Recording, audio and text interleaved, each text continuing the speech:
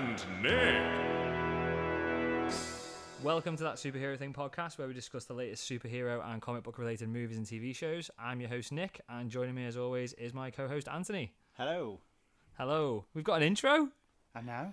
We've got a proper intro. I know, it is weird, isn't it? You've been sacked. You were good. It was interesting. But, yeah, I thought we'd go a little bit more. Not, again, like I said last week, not that you're not professional, Anthony. But, yeah, I like it. What do you think?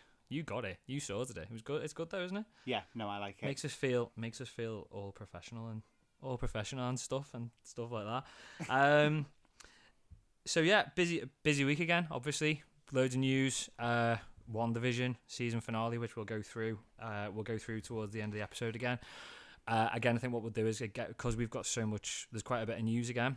We'll put in the description what time in the recording or in the podcast, shall we say, that we start talking about Wandavision. Something I do want to mention though this week, we got a shout out in another podcast. Lovely shout out, very complimentary, from Casey and Joel at the Movie Multiverse podcast. I've been listening to them for years, and to be fair, sounds really soppy this, but they are part of what inspired us to start this podcast, to be fair. Now they've actually wrapped up their podcast. They're not doing it anymore. So that obviously gutted that's not going to be going on anymore, but the stuff that they do, it's similar to what we do. They talk about the news, but also they do loads of reviews of movies and TV shows. So they're all still available. So it's definitely worth going back and listening to some of the stuff, because I'm sure that if you're into superhero and comic book related movies and stuff, it's going to be worth going back and listening to them. They are absolutely brilliant. But yeah, thank you very much to Casey and Joel for dropping us a mention. And yeah, it was great. That's it. That's the word I was looking for. I couldn't think of it. Right, so news, we'll do a bit different to last week. We'll do Marvel news this week first. We started with DC. I like it though, because we're not just a Marvel, we're not just a DC podcast. We'll be fair. We'll start with one each week, I suppose. So this week, pretty big news. We have had, or I say we've had, a guy called Richard Nebbins from Illuminati has had a scoop from Marvel. Pretty exciting that they are moving forward with an X-Men movie, but it's not going to be called X-Men. Apparently they're going to go with the name The Mutants, which is probably, I would guess, what you think, to try and distance it from all those other X-Men films to a degree. Yeah. I mean, because it's funny that you say that, because there's been quite a lot of interviews with, I honestly seriously get such anxiety with saying his name. Say it. Do it. Kevin, is it Feige? No. Feige. God, Feige. Jesus. Why am I so bad at this? Right. Kevin Feige rhymes with beige. He's done, like, obviously since WandaVision and all that kind of stuff, he's been doing quite a lot of interviews about where it's going to go with X-Men now that it's being subtly hinted at and things like that. Yeah. But in every interview that he's done, he's only referred to them as mutants. He's not said X-Men once.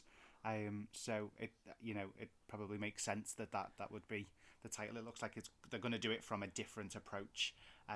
Rather than it being straight away with the institution and stuff, it might just kind of institution at your school.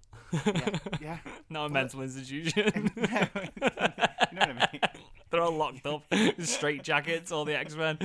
No, it's got. I think it's a typical Marvel though, isn't it? When you think about it, it's like drip feeding things, and sort of, you wouldn't think that they'd be doing it. I mean, I'm not saying they are, but you've potentially got here that Kevin. I nearly said Kevin Feige then.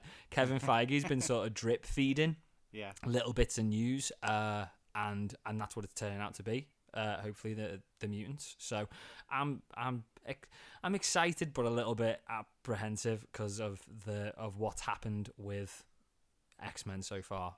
And the first couple of movies were brilliant, and there's been the odd good one in the middle, like Days of Future Past, First Class, that was great as well.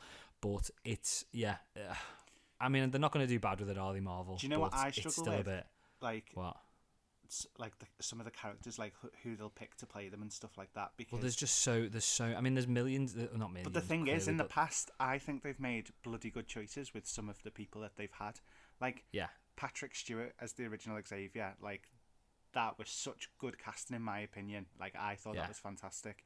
And to know that obviously they'll choose somebody else, and I just can't get my head around somebody who could do it at the same kind of level. Do you know what I mean? Well, that's the and thing, it's that isn't kind it? of thing as well. It's when we've started with the MCU, you've got Chris Evans and Robert Downey Jr., Chris Hemsworth, that sort of thing. Yeah. I keep saying that sort of thing.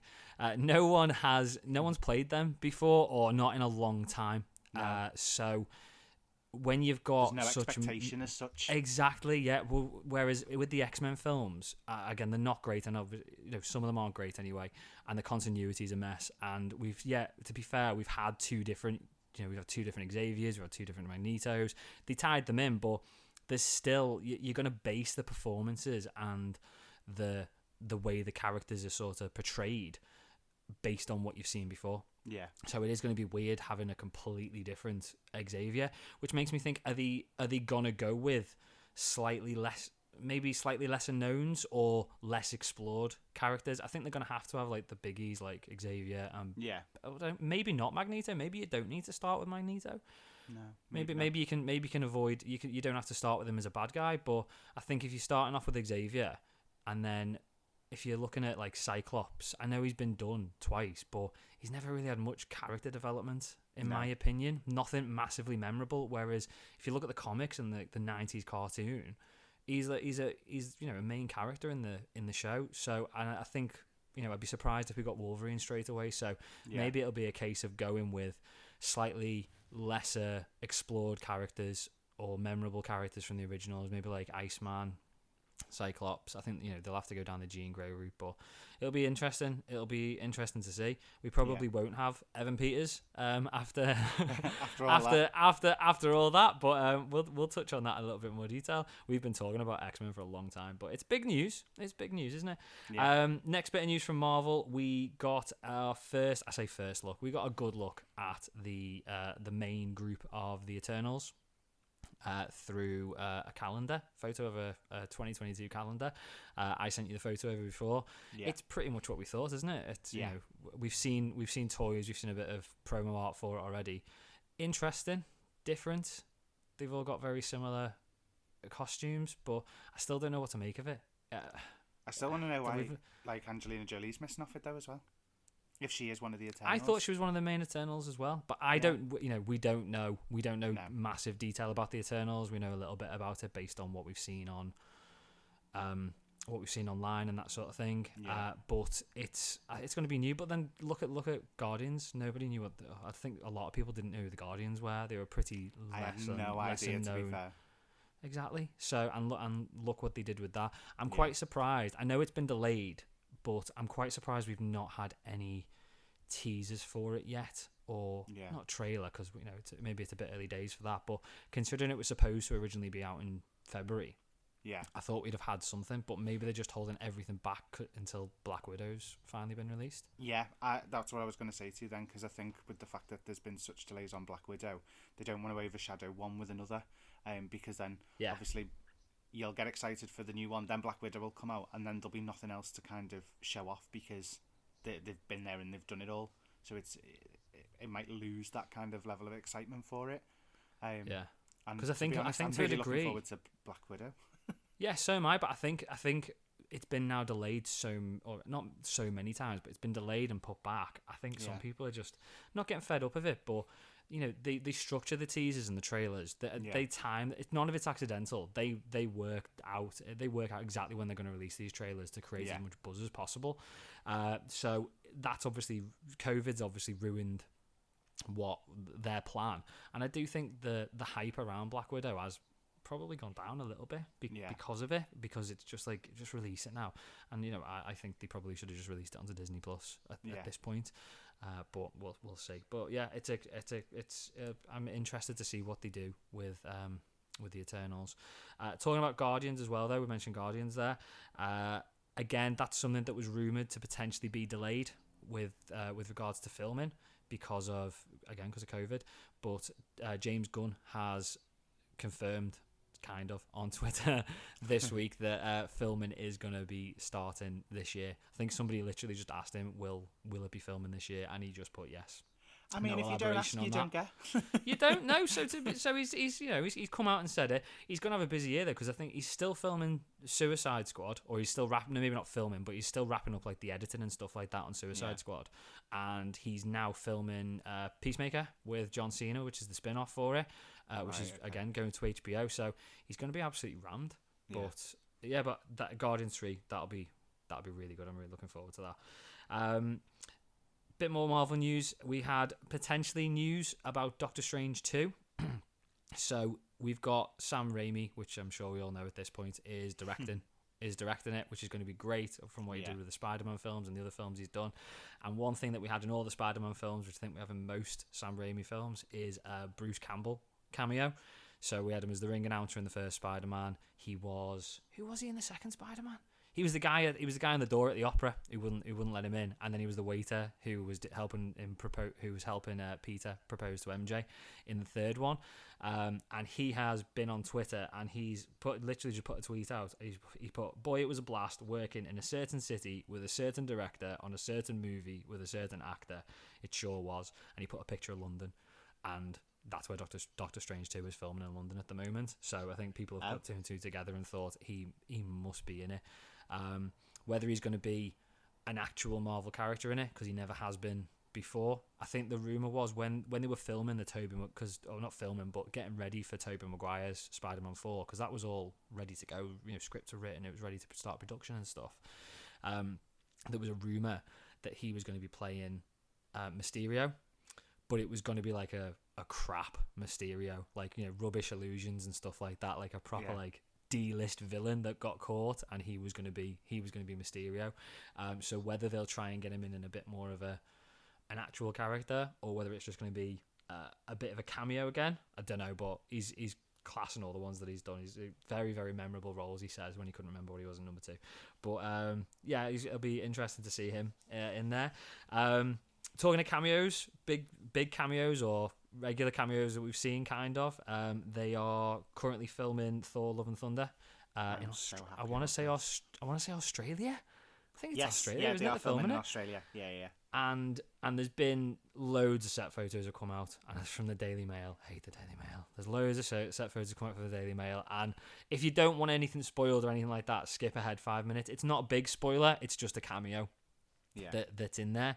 But yeah, no spoiler. So yeah, if you want to skip ahead, you should skip ahead by now. So in the last Thor, what I've said. If you haven't done it already, too late. If you haven't done it already, it's too late. We're on. We're not, because we've been talking well longer than 30 seconds now. They're going to come back in as we talk about the spoiler. So in Thor Ragnarok, we had a scene in there, and there was a play going on, and we had Luke Hemsworth as Thor, Matt Damon as Loki, which was brilliant, and Sam Neill as Odin, who clearly was taking it far too seriously. So they're back. It was like he was at the RSC. Not Sam Neill. Yeah, not Sam Neill. I don't mean Sam Neill was taking it too serious. He's a legend. I mean the character he was playing. That's what I mean. It was like he was at the RSC, wasn't it? Yeah, it was boss. So they're back. So they're doing another play. They're doing a sequel to their play, and they're doing the event of Ragnarok. So we've got Luke Hemsworth back, Matt Damon back, Sam Neill back, and then obviously Thor Ragnarok, one of the main characters or the villain was Hela. And I think there'd been a rumor earlier in the week that Taika Waititi was trying to get like an A-list Hollywood celebrity to do it, and I was sitting there thinking, who's it going to be? It's going to be somebody big, and she's a big actress, but did not expect Melissa McCarthy, which is absolutely fantastic casting. I think it's going to be hilarious. She looks boss in the costume. I mean, I know we've only seen I think she might have been like a dressing gown or something on from what we've seen, because she's just like moving from set or something. I think the picture I saw was just her in the headdress itself.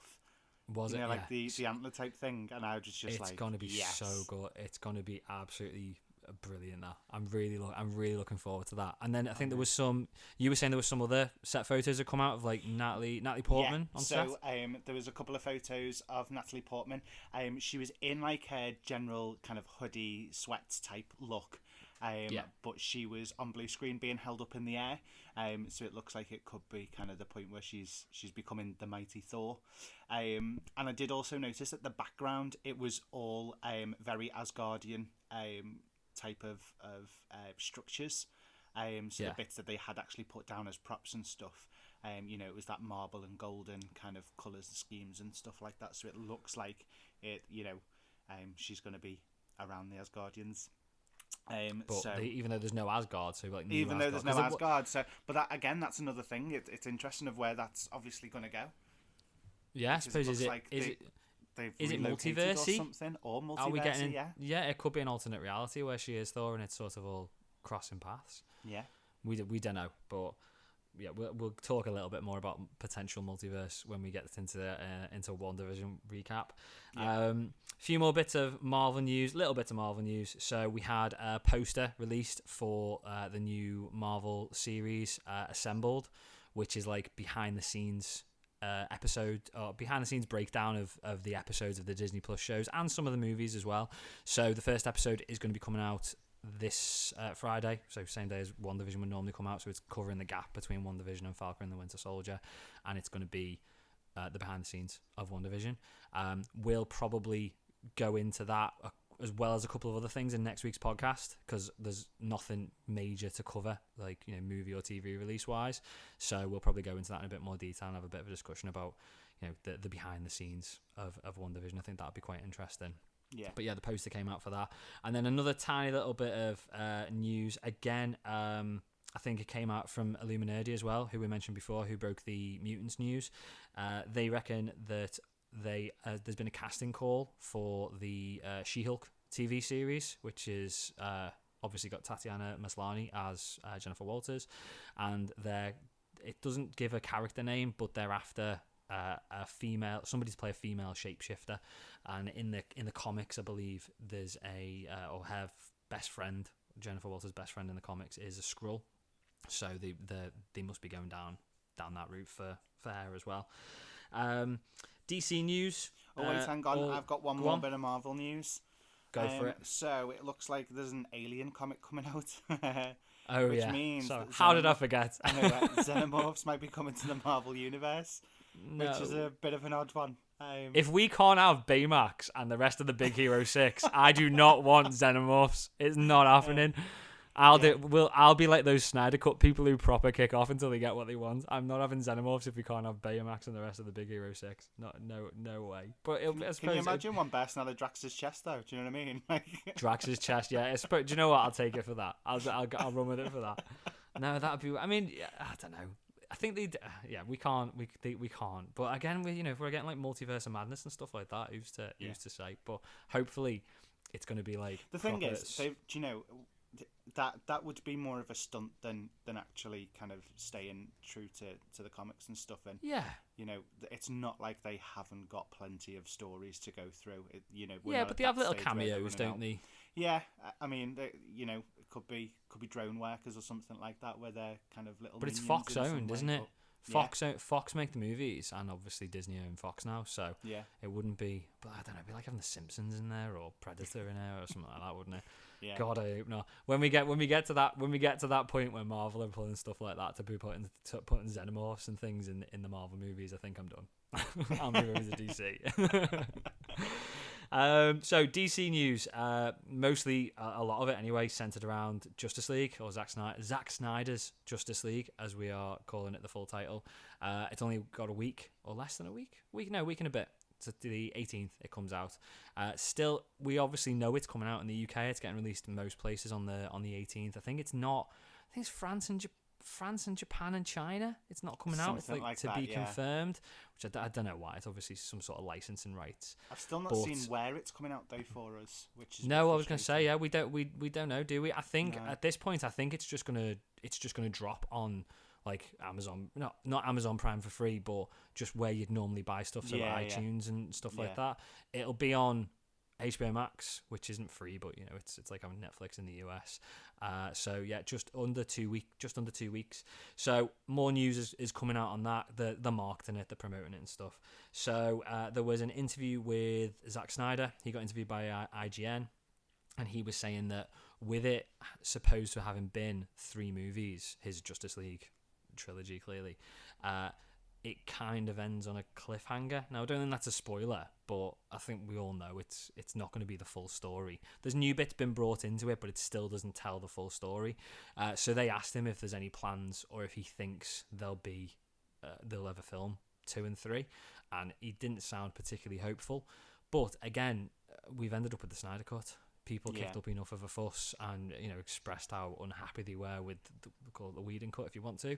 So I've could potentially got a happen. feeling he's waiting to see what the response is from this cut, and if people absolutely adore it in comparison to what the original came out as, it could work for him. And the people have had their say on a few occasions, especially in the last couple of years. Because if you think about obviously the Snyder Cut in itself, but also things like the Sonic Hedgehog. When that came out and people were not happy with how that looked, they took it back to the drawing board and they redid it till people were happy. It's that kind of thing. So don't say that after Wandavision, because there's some things people are not happy about Wandavision. Yeah, I know. But yeah, so it's starting to work. Things like that do seem to be making differences. So you never know, which is good because they're listening to the fans at the end of the day. And I'm hoping that we end up with John Krasinski. I know I keep coming back to this, but I hope we come back with John Krasinski's Reed Richards as a result of it. That's the main reason we're trying to get as many listeners as we are. We get it out there. That's and someone it. will listen to us and put John Krasinski in. Yeah, Kevin Feige rhymes with Beige. If you're listening, we want John Krasinski. But yeah, I mean, I wouldn't be surprised if we got a 2 and 3. But I'm digressing a little bit, but that's what we do on this podcast. So I know everyone's really, really hyped for the Snyder Cut, and don't get me wrong, I wasn't at all excited, but the trailers have got me really excited. But then I keep going back and thinking, Zack Snyder directed Batman vs Superman, and that was naff, wasn't it? So it's like, what's gonna make this better? But then was it studio interference and studio control that maybe ruined that a little bit, asking him to try and shoehorn too much in at a time? Because it doesn't sound like he's trying to shove loads of stuff into this one. It's a 4-hour movie, and it's only the first third. So it's his plan clearly was to stretch out a little bit more. But yeah, we'll see, I suppose. And then again, more info that's come out about the Snyder Cut is they've released the chapters, not chapters, parts. I think they said part 1 to 6. Yeah. So we've got Don't Count on It Batman as the first one, which I'm assuming, I don't know, might mean it's just the way that it says Don't Count on It Batman sounds like it's Jared Leto's Joker saying it to me personally. So makes me wonder whether we're going to have something to do with this nightmare vision or something to start off with. We've got The Age of Heroes Part 2. We've got Beloved Mother, Beloved Son as number 3. Change Machine as Part 4. All the King's Horses as Part 5. And Something Darker as Part 6. Which has got to be hinting at this is where Dark Seed sound like Kevin Feige. Dark Side rolls up. Which is going to be the cliffhanger. So it might be a very small part. What are your thoughts? Can you take anything from any of those part names, Anthony? I mean, I don't know. There's something dark. You see, I thought that there's something darker might have been the nightmare thing at the end of the film, potentially. And that could have been the cliffhanger, only because of the fact that I've obviously, hearing the rumours about the parts 2 and 3, that Zack said about a post-apocalyptic sequel. Your mate Zack. Yeah, my mate Zack. Me and Zack. So I'm just fed up of last names, Nick. I can't cope with them. Zack Snyder. So the post-apocalyptic sequel would mainly be based within the Nightmare world, apparently. Right. So I don't know whether that's something darker might have been the introduction, because that could be the cliffhanger. It could be, couldn't it? Do they know where they are, what they are, all of that kind of stuff. But I just don't know. I don't really know enough about DC is half the battle with this one, because we all know origin stories and stuff. I don't know the Justice League side of things as well. I have watched all of the DC films that have come out so far. Whether I've been excited for them or not, I've given them all a go. So I just don't know what he's doing with it, and I'm looking forward to it now. I wasn't previously, same as you. I wasn't really looking forward to it, but now, kind of, I am. I've been counting down the days a little bit, to be honest. But I don't know whether that's also because I haven't seen a new film in about 12 months. I know. Honestly, I just miss seeing something new. Like all the stuff that's dropping. It's obviously not. It's not your particular blockbusters and stuff, really, is it? Not at all. But that's why Disney are going down Marvel are going down the Disney Plus route, isn't it? Because it's just it's an easy way of getting across. Look, I mean, I know we slate DC a little bit, but it's not a Marvel podcast. It's a comic book related in general podcast that we do, and as much as it's been a bit, say wishy-washy, it's been, the continuity's been all over the place, some good, some bad. I genuinely would like nothing more than the Snyder Cut to come out and it's absolutely amazing and we get a Flash movie and that's brilliant and we continue the story and it's done well. I think it'd be absolutely brilliant to have another great franchise on top of the MCU. I'm just not super confident that's going to happen. But with what's happened and the continuity, but we'll see. We'll see. They did. You mentioned that you mentioned that there've been a bit of news. I can't talk. There've been a bit of news about what was happening in 2 and 3, and I think from what we were saying before we started recording, there's like a breakdown come out of the full story for 2 and 3, or the main plot points for Justice League 2 and 3. We thought, didn't we, rather than go into it in detail today, even though it's part of the news, I suppose, for this week, so as not to spoil anything, and I know obviously we've seen Justice League and this is kind of like a reimagining of it, probably leave it until we discuss the Justice League, so we'll go through the Snyder Cut. We might as well mention that now then, that we'll do the Justice League as a separate episode altogether. Yes, as long as it comes out in the UK. And as long as we get hold of it. As long as we can watch it, I reckon we will, but yeah, we'll do a separate episode based on just all of that, because being a 4-hour film, it's going to take a lot of breaking down and stuff like that for us to discuss. And we're going to have, so the week after, so episode 6, that would, if we don't break it into 2 episodes, be Justice League and the Falcon and the Winter Soldier first episode. So yeah, we'll still do the normal episode on the Friday, or not on the Friday, on the Sunday when we release, and then at some point, maybe we might release it on the same day, but at some point in that week we'll release the Justice League episode as well, just so that we're getting that covered. It would have been nice if they brought it out this Friday, so that we had something, because we're sitting here thinking we don't know what we're talking about next week. But whatever we're doing, we'll put it on the Twitter page at that superhero at superhero thing, and we'll put it on Facebook, on the Facebook group, and let you know what we're doing with it, and we'll probably have decided by next week, so we'll confirm it then as well. Likewise though, for next week's episode, I know we'd normally do this at the end, but for next week's episode, if there's anything you'd really like us to talk about next week, because there's no big episode or release to review, let us know on Facebook or on Twitter, and we can have a look at that sort of thing as well. Carrying on to with the news though, bit more DC news. We had Superman and Lois has been renewed for season 2. I think you told me earlier on. I think this had happened before we even had episode 2 release, so they've obviously got a lot of confidence in it. As I said last week, it was good, the pilot. I haven't got around to watching episode 2 yet, but from what I've seen, it seems like we're not going down that freak of the week sort of story that I thought that I was dreading last week. So it's going to be worth checking out. More DC news. We had there's been an interview with Hiram Garcia, who's the producer on Black Adam, and he confirmed that they're going to start filming in April. Finally, we're getting that. That seems like it's been one of them productions that just keeps getting put back to the point where I was like, this is never going to happen. We'll end up with The Rock in the MCU at some point, because it's not going to happen. But it's filming next month. The Rock has tried on the costume apparently, so it's happening. I'm quite excited for it. I think it'll be good. It's going to be I get the impression it's going to be a very different tone to Shazam. But it's clearly not the same story, and it's obviously set in the same universe, but surely they're going to be tied in some way, because he's like the Venom to Shazam, isn't he?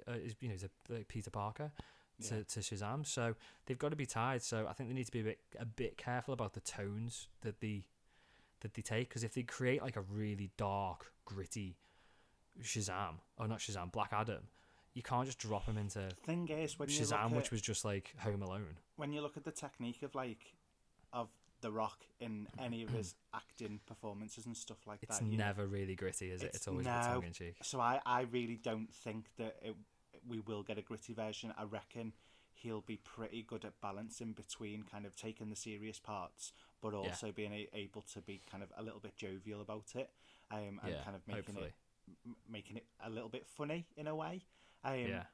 You know, that Marvel balance that we really enjoy that DC just haven't seemed to have got yet. I'm just hoping that's what he can bring to it, but you'd think you can't. I just can't. Yeah, like you said, though, I can't see him being really dark and gritty. Not with the eyes that he does.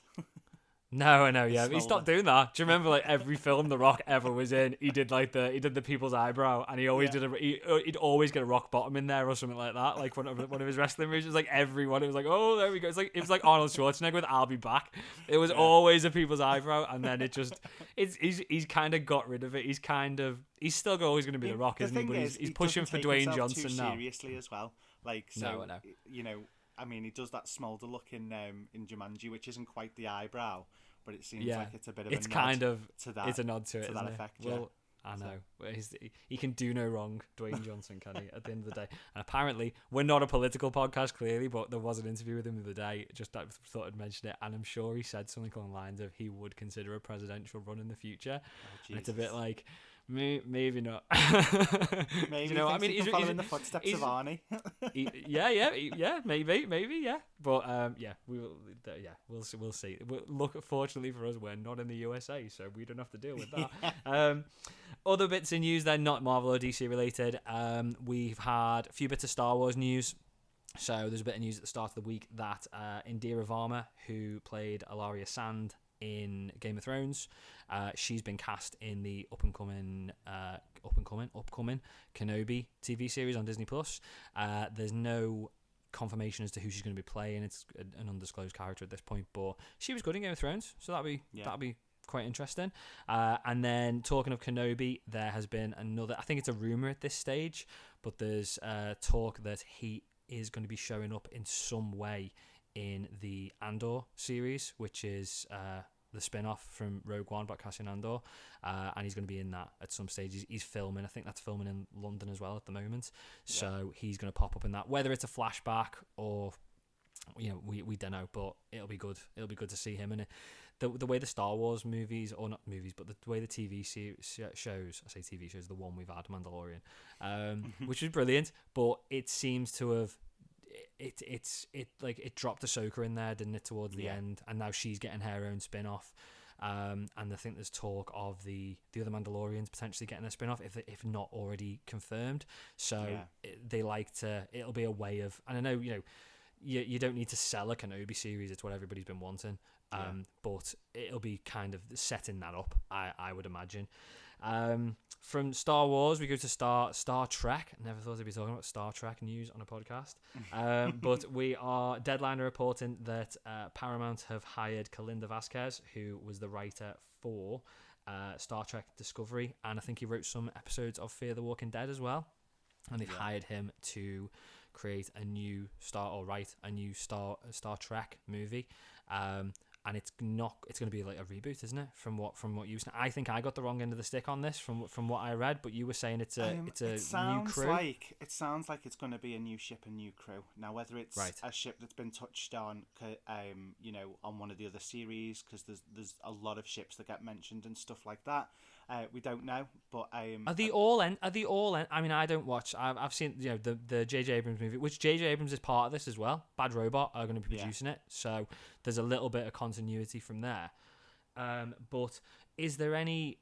Are they all called the Enterprise? Are all the ships in all the series? Because I'm sure I read this is going to be the Enterprise crew, whether it's a new crew, but I'm sure it said Enterprise. Yeah. So there's the Enterprise in different timelines. So you have got those, but then you've got Star Trek Voyager was about a ship called Voyager. Discovery, the ship is called Discovery. You know, things like that. Right. So, you know, if it is Enterprise, then it may very well be. I think there's been because obviously Jean-Luc or Patrick Stewart was the Next Generation, which was the Enterprise, that was an Enterprise, but it was right, because it was the okay. Next Generation, so it was a whole new crew because it was further down Right. the line. Yeah. So I don't know. So maybe it's going to be because didn't they do a TV series like with I can't remember the guy who was in Quantum Leap. Yes, Scott Bakul, and I'm sure that was the Enterprise. That was Enterprise, as but I never watched that one. Okay. I've watched quite a lot of them. So and maybe I'm it'll be finding out like how much of a nerd I am with these. I know, yeah, I know. But yeah, but maybe it'll be like another crew in between, like in between what we've seen so far. But yeah, it'd be good because you know what, I've never been into Star Trek. It's just I was always, as a kid, it was like you do Star Wars or you do Star Trek, and I was always into Star Wars. And then when the latest one came out with Chris Pine, and obviously it was produced by J.J. Abrams, I thought that was brilliant. I thought it was a really, really good film. I wasn't massively impressed with the second one, and I don't think I even watched the third one because I didn't think the second one was absolutely great. But that first movie was brilliant. So if we can get more of that, I've got them all on DVD. I love them. You would. Last bit of news then. Little bit of news. We talked about it last week briefly that they'd started production on The Boys season 3, and there's been a couple of shots or pictures of Jensen Ackles from Supernatural's character, but it's not him. It's somebody else standing in front of him because I think he's like at the moment isolating because of COVID, and he's playing a character called Soldier Boy who is from the comics as well, and he's basically the boys' version of Captain America. But I would imagine, again, don't know loads about him, but I would imagine with it being the boys, he's probably a bit of a bastard, and he's just putting across the I'm super and I'm like Captain America. From what I've seen in the comics, he's got like a proper Captain America look. He has like the mask and the shield and all that sort of stuff. But this looks like it's going like proper different. He looks like, when I saw him, he looks like. Have you ever seen Mystery Men with Ben Stiller? No. You've not seen it? Oh, no. It's brilliant. It's really good. If anyone listening to it has seen it, there's a character in there and he's played by Greg Kinnear, and he's like the big superhero everyone loves, and he's called Captain Amazing. And he just looks like that suit. That's the first thing. Google it. If you're listening, Google Captain Amazing from Mystery Men, and that's exactly what I think it looks like. But again, the boys, it's really good. It'll be really good to see what they do, and it'll be good seeing Jensen Ackles in something a bit more. Keep using the word gritty, but it's like he's done like Smallville and Supernatural, and it's all like CW, teen aimed kind of thing. But it'd be good seeing him do some darker. Yeah. With you mentioning Jensen Ackles, I actually saw a picture, and obviously it's going to be too early, so I don't think it is real. But there was a picture of Jared Padalecki as Cyclops. Oh, okay. It'd be too early, I would imagine. I'd assume it's kind of just somebody's designed it with him in mind. But it actually looked quite good, and I thought, you know what? Yeah, I could see that. Yeah, that'd be interesting. Yeah, because he's not an unknown, is he? But no. And I'm not saying they have to go with unknowns. I think it'd be good if they went with lesser known actors, which seems to be where Marvel are going with a lot of their new the new characters like Disney Plus and stuff. And I know like Tatiana Maslany for She-Hulk, she's not unknown, but they're going with lesser known. They're not going with A-list actors, are they? No. So yeah, and again, we know who he is from Supernatural, but he's not like not caliber, saying he's like not a good actor or anything like that. But he's not like big, well-paid, big name actor, is he? So he's not to go with someone like not that. In the blockbusters. That's the thing. There you go. That's a much more diplomatic way of saying it. Whereas I was just digging myself a hole. It's those people where you go, I know them from blah blah or blah blah, and you just never can quite get it. It's that kind of thing, and I quite like that about it, because you actually find some gems that they have done in the past that you wouldn't know otherwise. If you do look at who they are and things. I mean, Tom Holland, for example. He'd done the West End. That was pretty much his entire roles. Like exactly, he hadn't done a hell of a lot before Spider-Man. He's in everything now. Yeah, he's just amazing. So yeah, literally amazing. That's like a little pun because he's the amazing. He's not the amazing Spider-Man. Shut up. No. I'll just shut my face. I'll just stop talking. We'll cut that bit out. No, you don't. No, we're gonna leave it in. Stuff out Spider-Man. You don't edit it.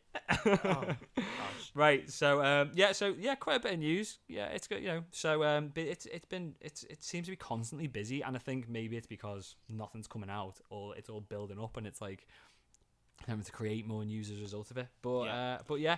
So as we go into WandaVision, then now, I've just got one last thing, and it's about Jimmy Fallon doing Fallon Vision.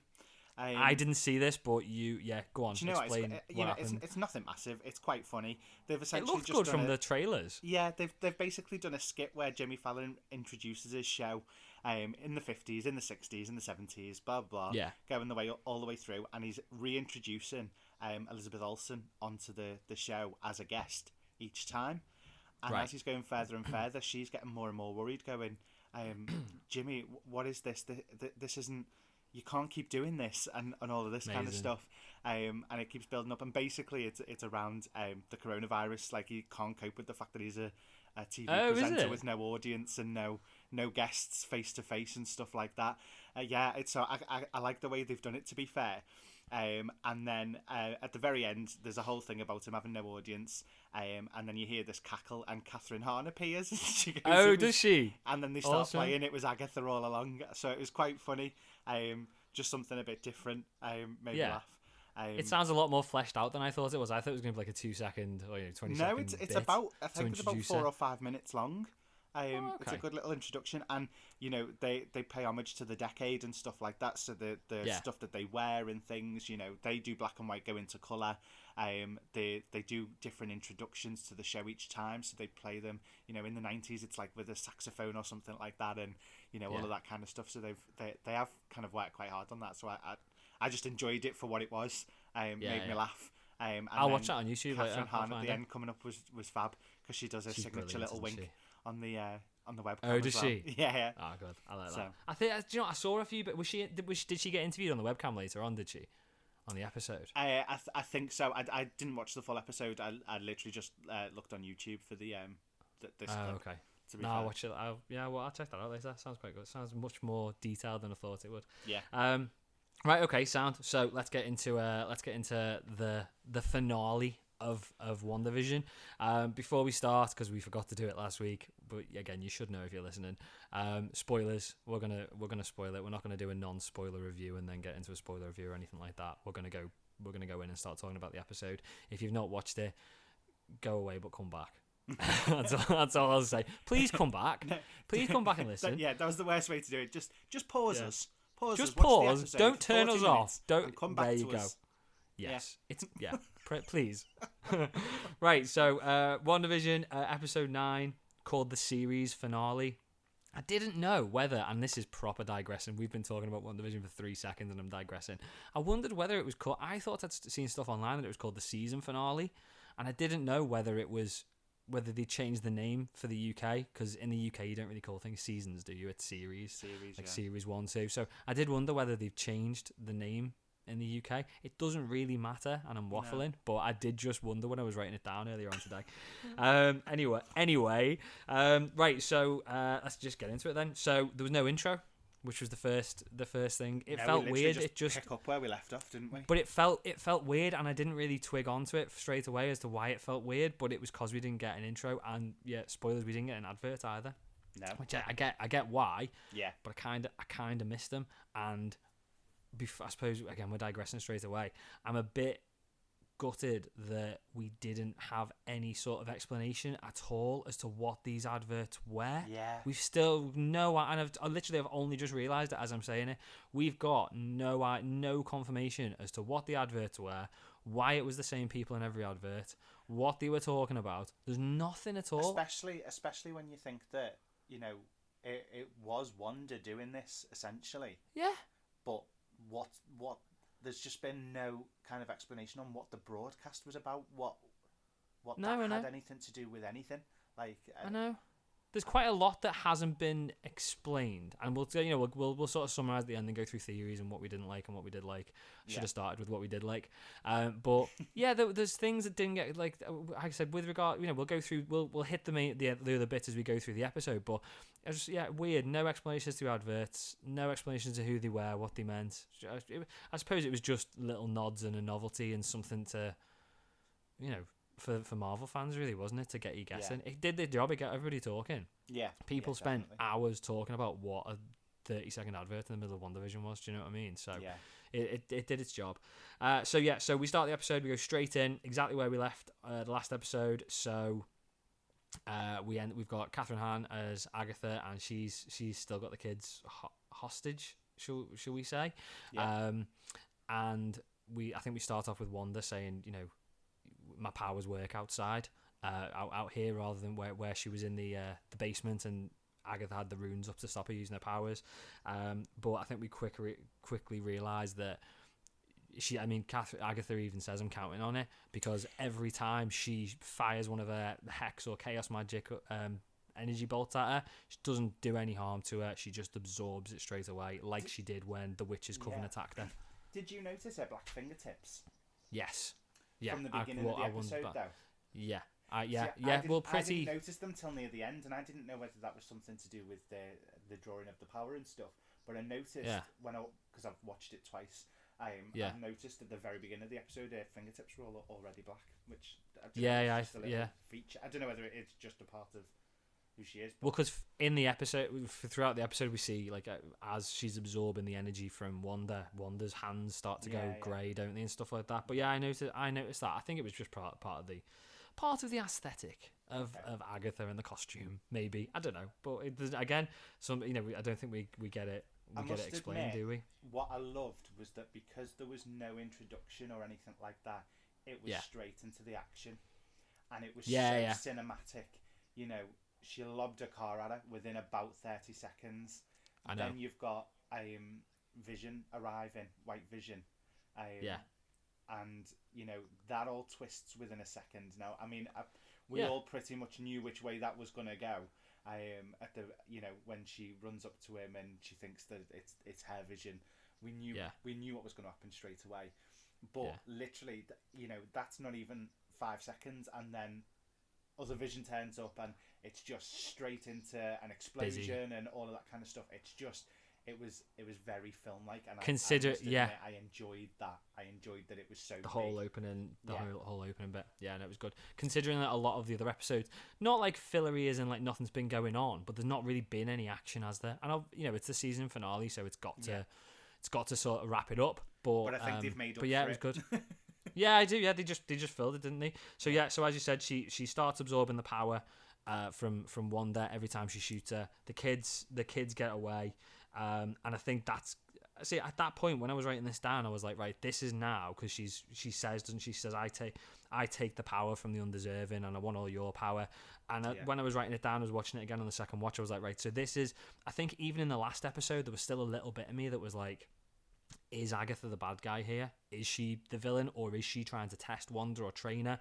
And I think that was like, right, this is it. I'm the big bad. I'm the villain. Well, this is the thing, because I noticed when White Vision turned up, she immediately takes a step back, Agatha. Like she's going, oh shit, it's not just me going on here. There's other stuff happening. I think she knows what's going, because she's not under the control. I get the impression she knows what's going on outside. Yeah. The hex, because even Wanda doesn't. Even Wanda, I don't think at this stage was fully aware of what was going on and what she'd done, even though she had the realization in the last episode. Yeah. So she confirms she's the villain, which again, in the comics, as we're saying, she wasn't the villain in the comics. She taught her in the comics, so that's finally confirmed that. And then, like you said, Wanda gets the car, she throws it into Agatha. You didn't see it hit her because it's a PG thing, because it's a PG. Because when I watched it last night, I was like, is that my internet messing up or something like that?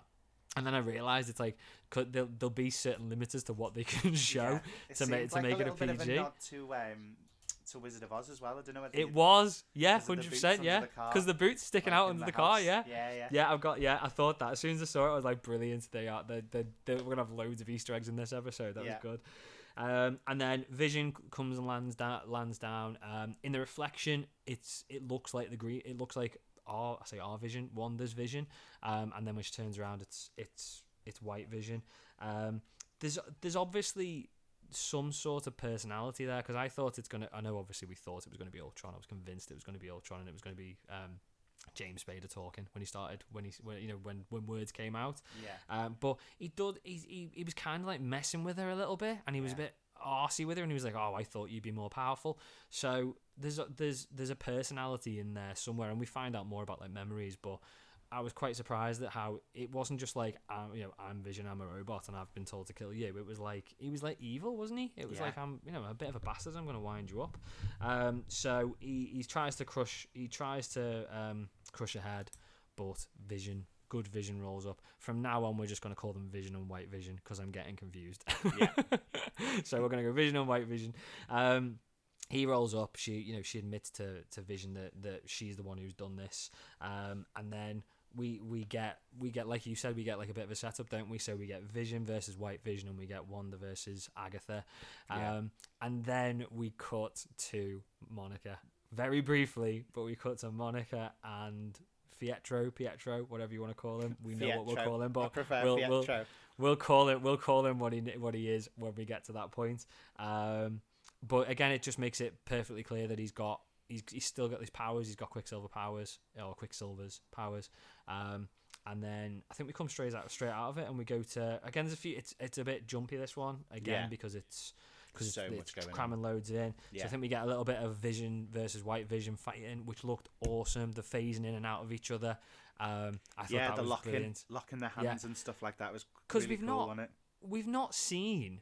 It's like in Age of Ultron, when Vision first appeared, he was brilliant, and it was like, this thing is like the most it's more powerful than any of the other Avengers. Vision, and I know, because I say because he didn't really have a personality at that stage, but he was like, it was conveyed as he's the only one who's going to be able to beat Ultron. You're going to need him to beat Ultron. He's super powerful. And then in Civil War, he was like ultra powerful. It's like when he rolled up on Team Iron Man, it was like, all right, he's like the big guns now. He can like phase through things. He can blow things up with his head and stuff like that. And then we got to Infinity War, and he was just like the one that everyone was protecting. And it was just, it wasn't. We've not seen Vision powerful since, for years, since Civil War. So it was good to see him, hard as nails, basically, and having a proper fight. So I was quite impressed that we finally saw that. We go to Sword, so we go to Hayward, who is still tracking both Visions according to that screen. Yeah, still can't quite understand. Well, I think we know that we know further on in the episode, I suppose, when I think about it, that he's not just an illusion. Vision, he's been made. He is something, isn't he? He's physical. Well, he just can't exist outside the hex. Still following him based on the decay and vibranium thing. Yeah, but I think last week we were saying like, what is he? Yeah, because last week when we saw White Vision for the first time, it was like that last week is the first time we really understood that is not Vision's body. That she's created him. But I think there was a lot of, and it gets confirmed later on in the episode, but there was a lot of speculation like online as to whether he was just an illusion, whether he'd been created by Wanda, which turns out to be the way, or some people saying has he been brought from another multiverse, because people are dying for this to be where the multiverse starts. Everyone's as was fishing I. for any We bit are, into yeah, the multiverse. we are. But there was so many hints that it was the multiverse, and there might be, which is ridiculous theory of the week, but there might be hints of the multiverse. But we'll see. But yeah, so he's tracking both of them. Jimmy Woo rolls up. He's under arrest.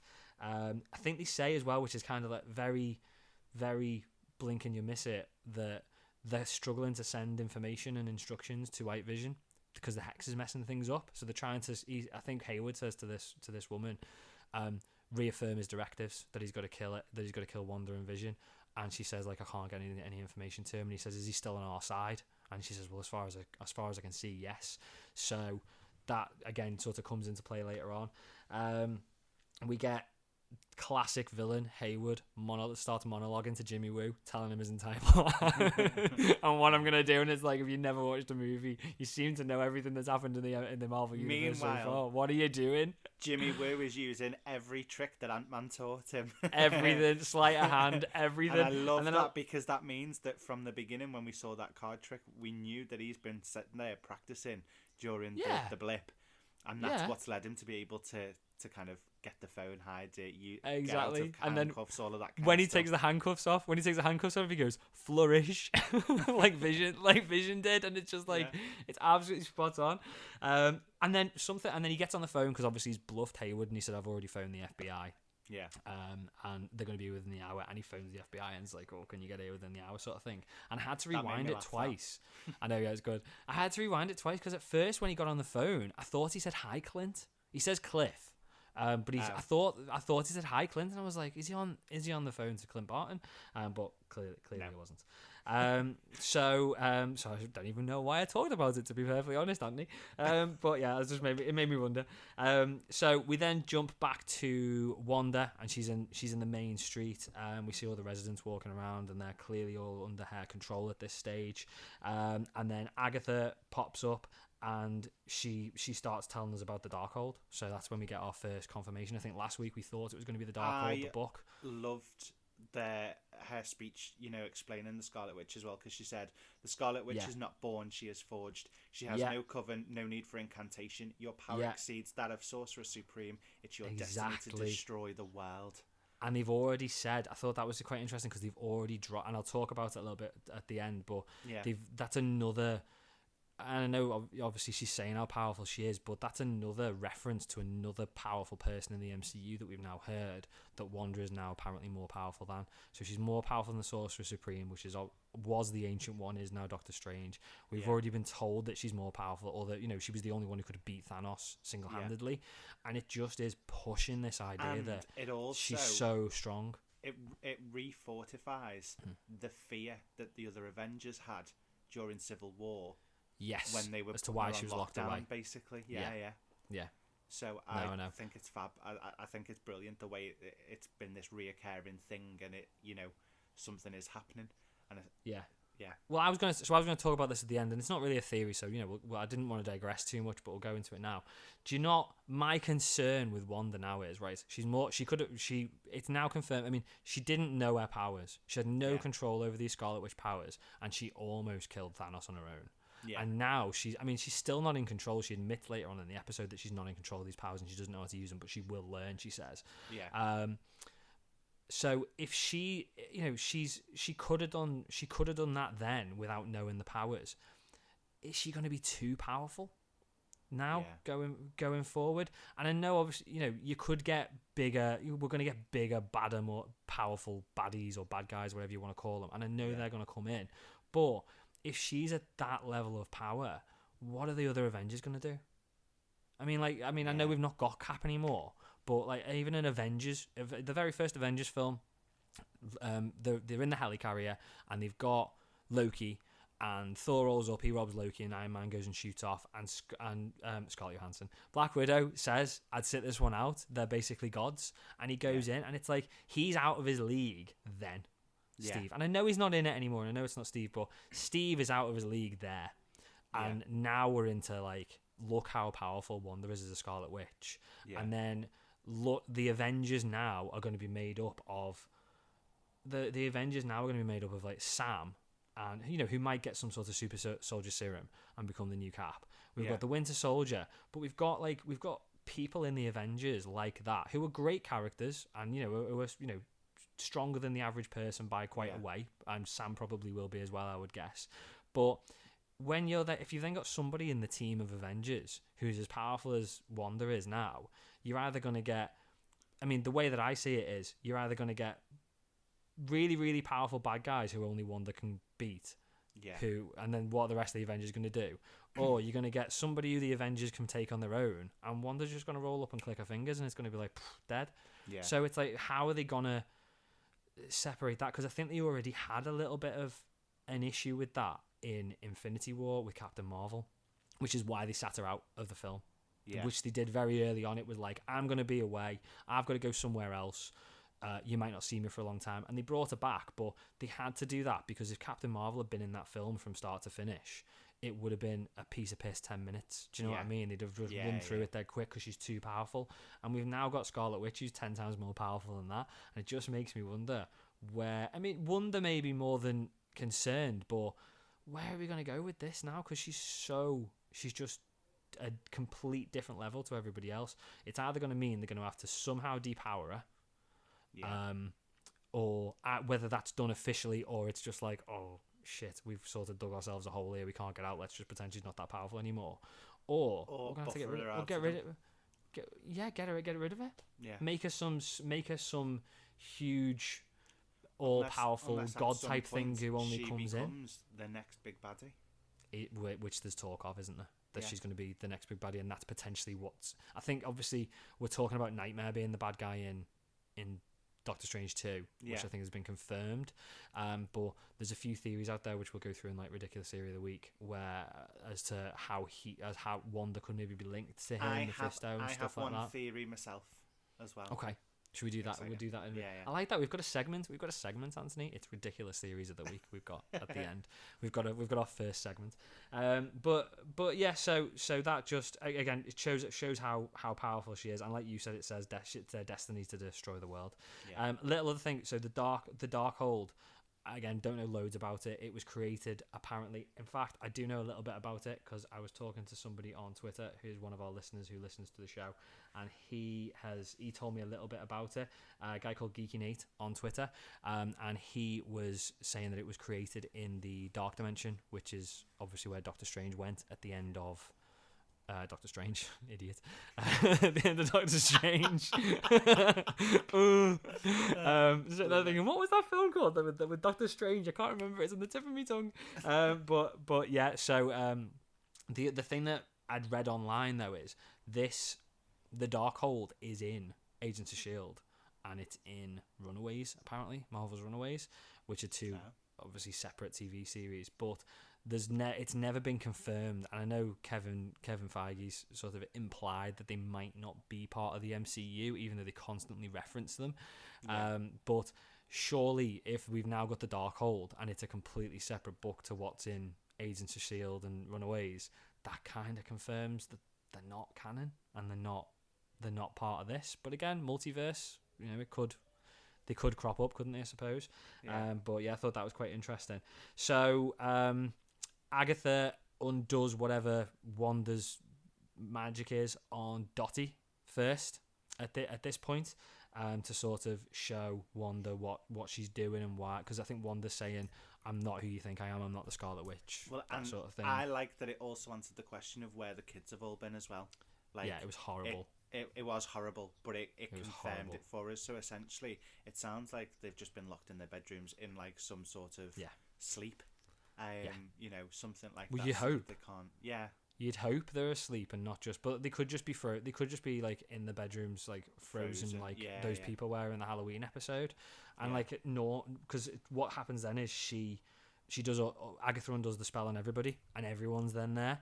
And I think we're skipping a bit, but like Norm says that when you let us sleep, we have your dreams. So they're not even getting it. They're not, nightmares. Yeah. So they're not even getting a break then. And it made me think, this woman Sarah, because she's not called Dottie, she's not seen her kid for however. It was probably, to be fair, 9 days. I've got kids, so it's not good to be 9 days. I was going to say months, but it's it just shows the severity of what she's doing to everybody in Westview.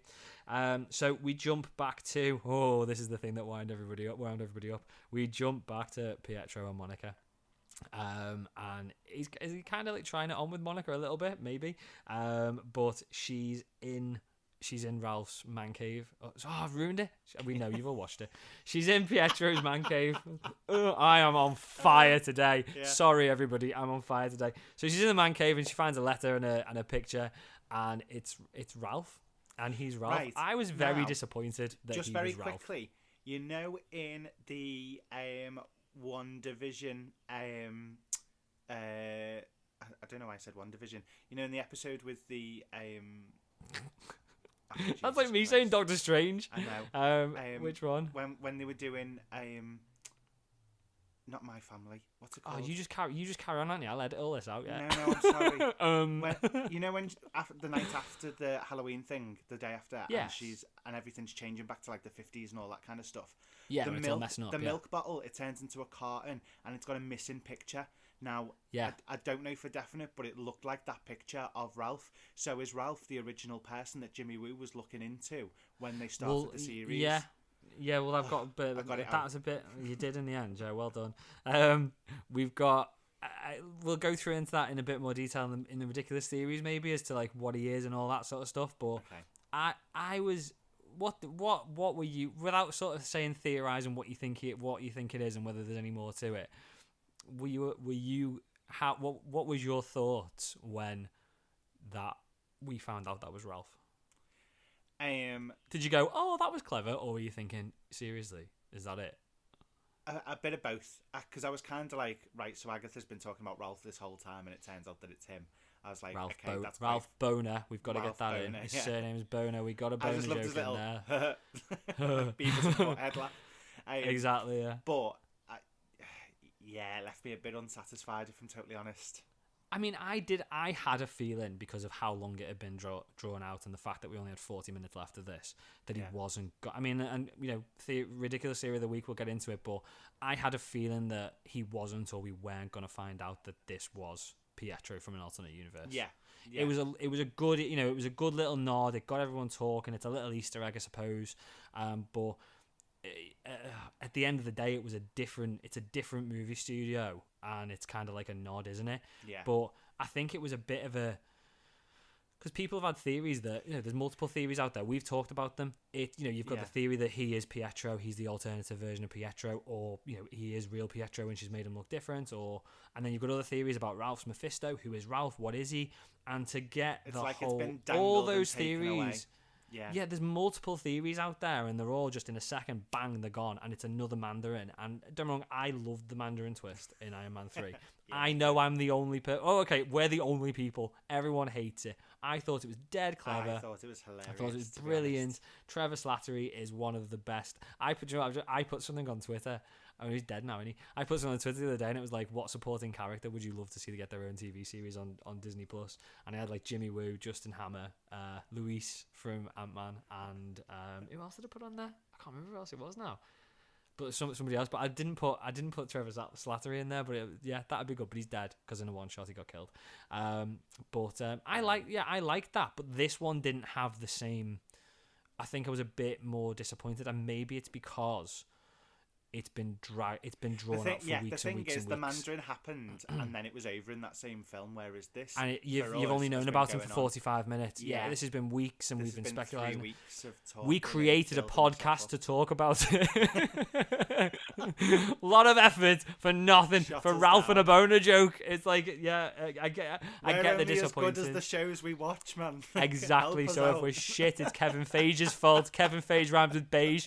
I was disappointed off that, but I suppose I watched it again this morning so I could do my notes for the show, and I was a little bit more like, oh, that was quite funny, that. And I'm sure, give it a couple of weeks or days or years, after I've had some therapy, I'll be all right with it. I'll be able to laugh about it. But it wasn't. It's like when you get pranked in it. You don't find it funny at first, but then you can see the funny side of it in about 2 or 3 weeks' time. Yeah. So after Monica finds out that his name's really Ralph Boner, she basically puts him on his arse and takes these beads. She sees the energy around the beads on his neck, because of obviously her powers, and she takes them off, and then he's not Pietro anymore. He's Ralph. But that's literally the last time we hear from him. And all he said, I think he says something like, "What are you doing?" or "Get off me," or "Don't hurt me." I think he says, "Don't hurt me." Yeah. So whether there's more to that or not, we don't know. And I'm sure, I'm sure it'll be elaborated on in the future. There's a lot of things that haven't been, in this, like the advert that I mentioned before. But I would hope. And again, ridiculous theory of the week. We'll talk about it there. We then go back to, I think we see like a quick shot of Vision and White Vision fighting each other. Billy and Tommy are in the house in the bedroom, which is where Wanda sent them. And Billy does his like little thing where he can see what's going on, and he sees that his mum needs help. And that's when we cut back to Wanda with the residents, and that's when they're all, giving her daggers and kicking off on her and saying, about, we have your nightmares when you let us sleep. Deborah Jo broke my heart, by the way. Yeah, I know. Yeah, I can't. That's it. I was thinking, what would she say? dark. I mean, I know it's a PG and it's always been a bit, it has dark moments, but that was rough. Let us go, just let us die. Let us die. I know, yeah, and it's like I've seen Deborah Jo Rupp in. I mean, she's brilliant. I've seen her as Kitty in that '70s show and in Friends. Yeah, as Phoebe's sister-in-law, and she's always very comedic. And don't get me wrong, she was very comedic at the start of WandaVision, but that's like the darkest I've ever seen. It was dark. It was good to see her be able to kind of take something a little bit different on as well. She's probably been thinking, I've not been in anything since that '70s show. I need to sell myself. This is it. Yeah. I'm gonna shine. I'm gonna be the standout performance of WandaVision, and maybe I can get some more jobs. But no, she'll be in the next Thor parody with the with. That'd be good. I could cope with that. I could cope with that. Being she'll Thor's be mum or something like that. Yeah, that'll be good. In Thor 5, yeah, she can be Lady Thor. Yeah, I cope with that. Love it. So I've completely now lost. Oh, I know where. So yeah. So she loses it like she did when she created the Hex, and they all start getting strangled by her chaos magic. She quickly realizes that she's doing what she's doing, and Agatha points out that you're killing them all and all that sort of stuff. Did you notice how she does it as well? It's like in what way? It's like a shake it off moment. So it's like she's trying to calm herself down. And when to stop it, she kind of does. It's quite a theatre thing, but like if you're stressed and worked up, you're told to shake it out, use your limbs, all of that kind of stuff, and shake it all out your body. And that's what she does with her hands. She kind of shakes her hands as if to release them, to let them go, but it's also calming herself down. Right. Probably something really tiny, but I potentially like that. Yeah, so because again, potentially hinting that it's subconscious. Yeah. Okay, cool. And then. So and when she shakes it off, as you said, she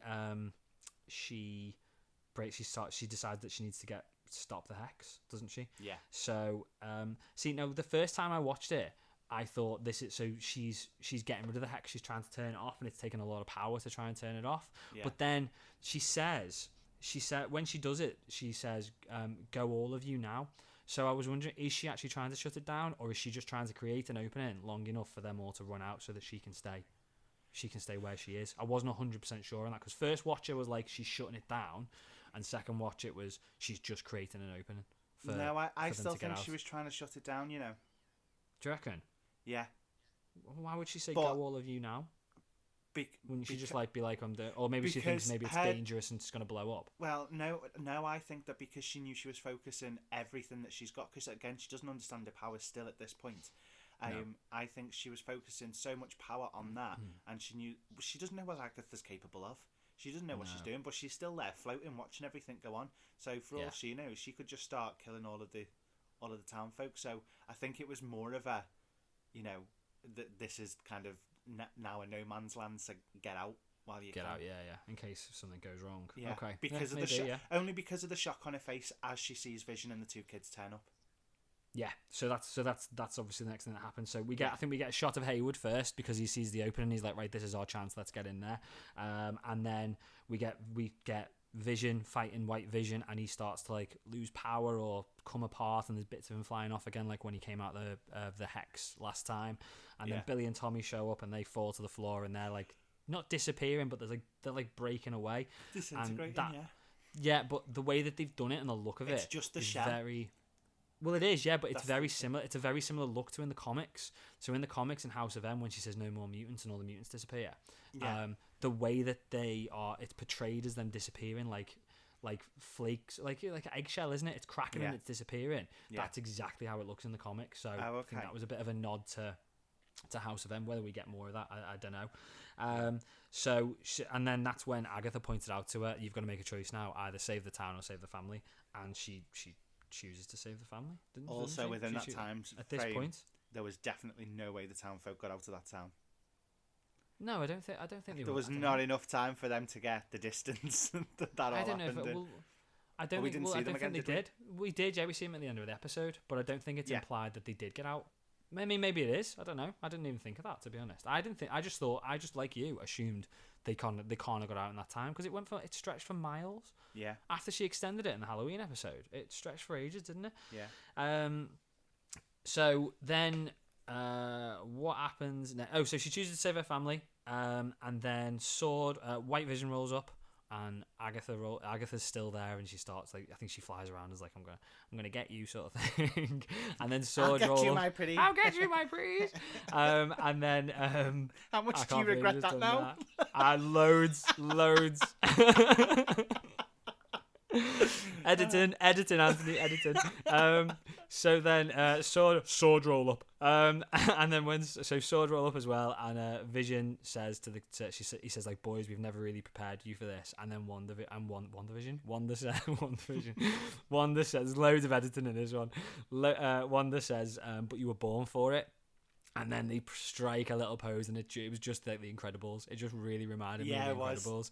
Even because when Agatha does the "I get you, my pretties" thing, when she starts shooting him, she puts like the force field up like Violet does in the Incredibles. And it was I thought it was a bit of a nod again. Did you also notice the as the walls are moving, the cinema was flickering while they're in that square. And different films were coming up. Didn't and notice there were that. such quick flashes, but I saw that one was like kidnapped and stuff like that. So it looks like they were all things that related to stuff that had gone on in the series. Well, so I thought that was a cool little nod. That was good, yeah. There must have been so many Easter eggs in this, like little nods and stuff. But yeah, that was good. So yeah, that's good. I like that. That's interesting. They all sort of separate. So Vision and White Vision go off to fight. Agatha and Wanda. And she just tells the kids to sort out the military. Sort out the military, as you do, yeah. You're both 10. Or you're actually 2 days old, but yeah, you're both 2 days old /10. So you sort out the military, and then so Wanda flies off, and then she disappears, doesn't she? Like very like bewitched looking. Like she does like the little pose, and then flicks her hand.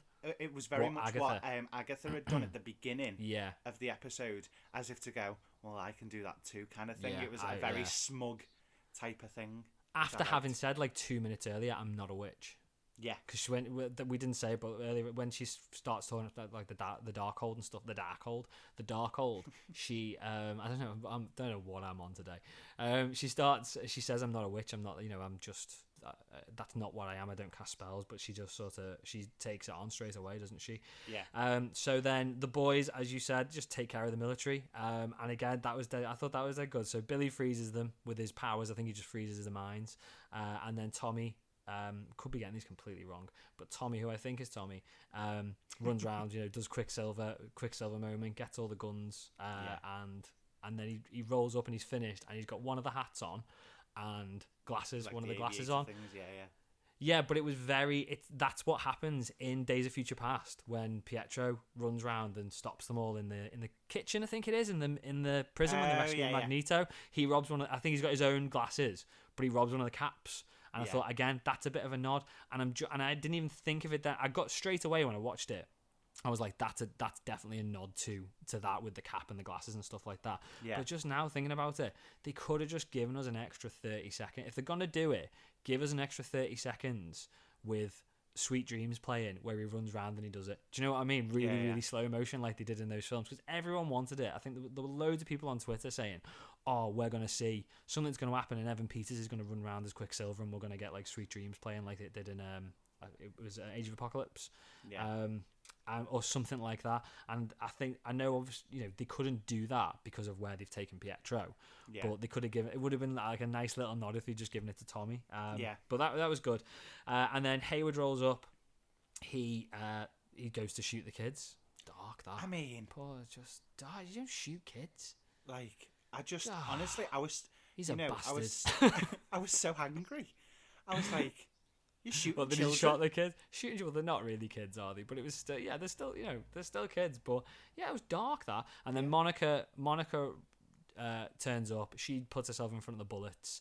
And again, it took me a second watch to really figure out what was going on and sort of wrap my head around it. But I assume she's turned, because she can turn herself into different forms of energy. She's turned herself into energy and just not absorb them, but slow them right down as they've come through. And then one of them goes past her. Stray bullet goes past her, and Billy stops it with his powers and just drops it. That's the first time we've seen Billy properly use powers, isn't it? Like everything's been telepathic. And stuff so far, it's all been.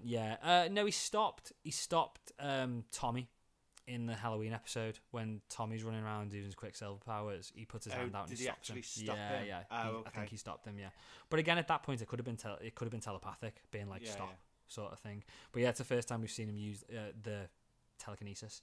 Yeah. And then Hayward bottles it. For our American listeners, shits that made himself. me even angrier. And just thinks can't be dealing with this. I'm running away. And then gets in his car. My favourite part happens. The only time in the entire episode we see Darcy, and she just slams into the side of him.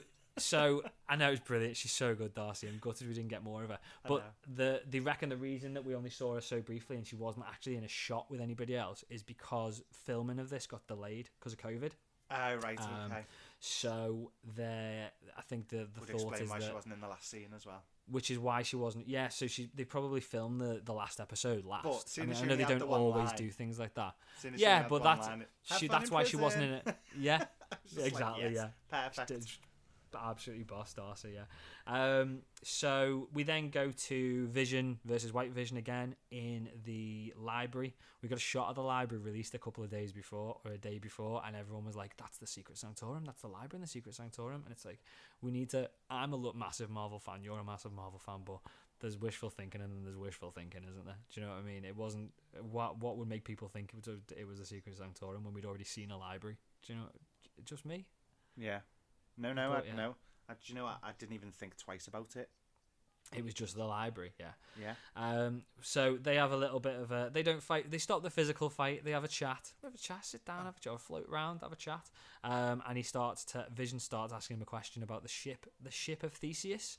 And I'm not going to go through the whole thing now, but he's trying to put across to him. Basically, go to Only Go on, Fools and Anthony. Horses if you've got Trigger with his mop, and he's changed the head 17 times and he's changed the sticks 4 times. Is it still the same mop? Yeah, that's basically what it is, isn't it? That's basically what it is. For any of any listeners who aren't in the UK, you will have they're thinking Trigger only. What the hell are you two talking about? Because we've probably got one who doesn't live in the UK. Watch the episode. He's basically saying that if you've replaced every element of this ship, or if you've replaced every element of Vision, is it still Vision? And if you then take all the bits that you took off and put that together, is that Vision? And he says, no, neither is Vision, but both are Vision. And it's him trying to put across that he's been sent, because White Vision says, I've been sent to destroy, my directive is to destroy the Vision. And it's like, well, you are. He's trying to convince him, you are Vision. There's nothing to. I'm not Vision, you're not Vision, but then we're both Vision. So what are you going to do with it? And then I don't think. And that's when he says he brings back his memories, doesn't he? He does what he did. He does what he did to Norm. Go on. I also noticed this. So between Agatha doing the spells on the people and throughout the series as well, and Vision touching White Vision's headpiece thing. Every time where the stone should be, and this is only just a little thing that I noticed. Every time that happens, it's that orangey yellow color of the Mind Stone. So it's like any mind manipulation kind of is shown by that same color, which I just appreciate. So even though it's not really the mind, but then so that we kind of talk about that at the end, though, don't we, about the Mind Stone? But let's wait till we get to the end. Okay. But it's right though, because I've only just, even though I know what happens at the end and what they say about it at the end about the Mind Stone, I've only just got onto it then, like you said, with that'll be what the yellow energy that we've seen a couple of times is about. So okay, cool. So I get that now. Well, thanks, Anthony. I understand that now more. And then he realizes, he says, I'm just a weapon being controlled, and that's why he's not got the memories already. So he brings back the memories. His eyes change from super robotic to still robotic, but Vision's eyes. Vision in fake Vision or Wanda's Vision that she made in this episode, he had the robot eyes again. And I don't know whether that's which we mentioned last week. He didn't seem to have up until now. So I wonder whether when he's been changing into Wanda's been changing everything else. Yeah. When she's been changing everything else. I didn't know whether it was like a self-identity of Vision himself. So maybe as Vision in the TV series, he knew he was something else, but I don't think he knew to what extent. And now that he knows who he is, it's kind of like that, as I don't know, like a veil has been shifted, and that's why we now see it, whereas before we didn't. I don't know. don't know. That's just my Potentially, thoughts on it. Yeah. Well, whatever it is, Like a self-awareness type thing. Yeah. Maybe. Yeah, maybe that's all it is. Yeah, but so White Vision's eyes go back to normal. He then gets all those memories back, and he says, "I am Vision," and he flies off, which I thought was quite surprising because if he now is Vision, do you know what I mean? Or he's now got his memories back. Why is he not staying and helping? Or maybe he needs to just go and process it. But that's the last time we see. White Vision. Yeah. So then we go back to Wanda, or we go back to Agatha, and she's watched Billy and Tommy beat the military. She's watched Vision come back now, and he gets the kids, doesn't he? And she's obviously thinking, "Where's Wanda?" Or like, "Where's Wally? Where's Wally?" I'm just going off one today. Where's Wanda? And then Wanda does that thing like she does in Age of Ultron, and she like really, really quickly and creepily like sneaks up on Agatha and does that memory thing and takes Agatha into one of her own memories. So she takes her back to the Coven. 1693. Sanderson sisters, just around the corner. And then but it very quickly again turns out that Agatha's just playing along, so she's not scared, and because you can see the turn on her face, can't you? That I'm playing you. Like she might as well have winked, like done the Catherine Hahn wink. And she turns it back on. She turns it back on Wanda, and she says, "Power isn't your problem; it's knowledge."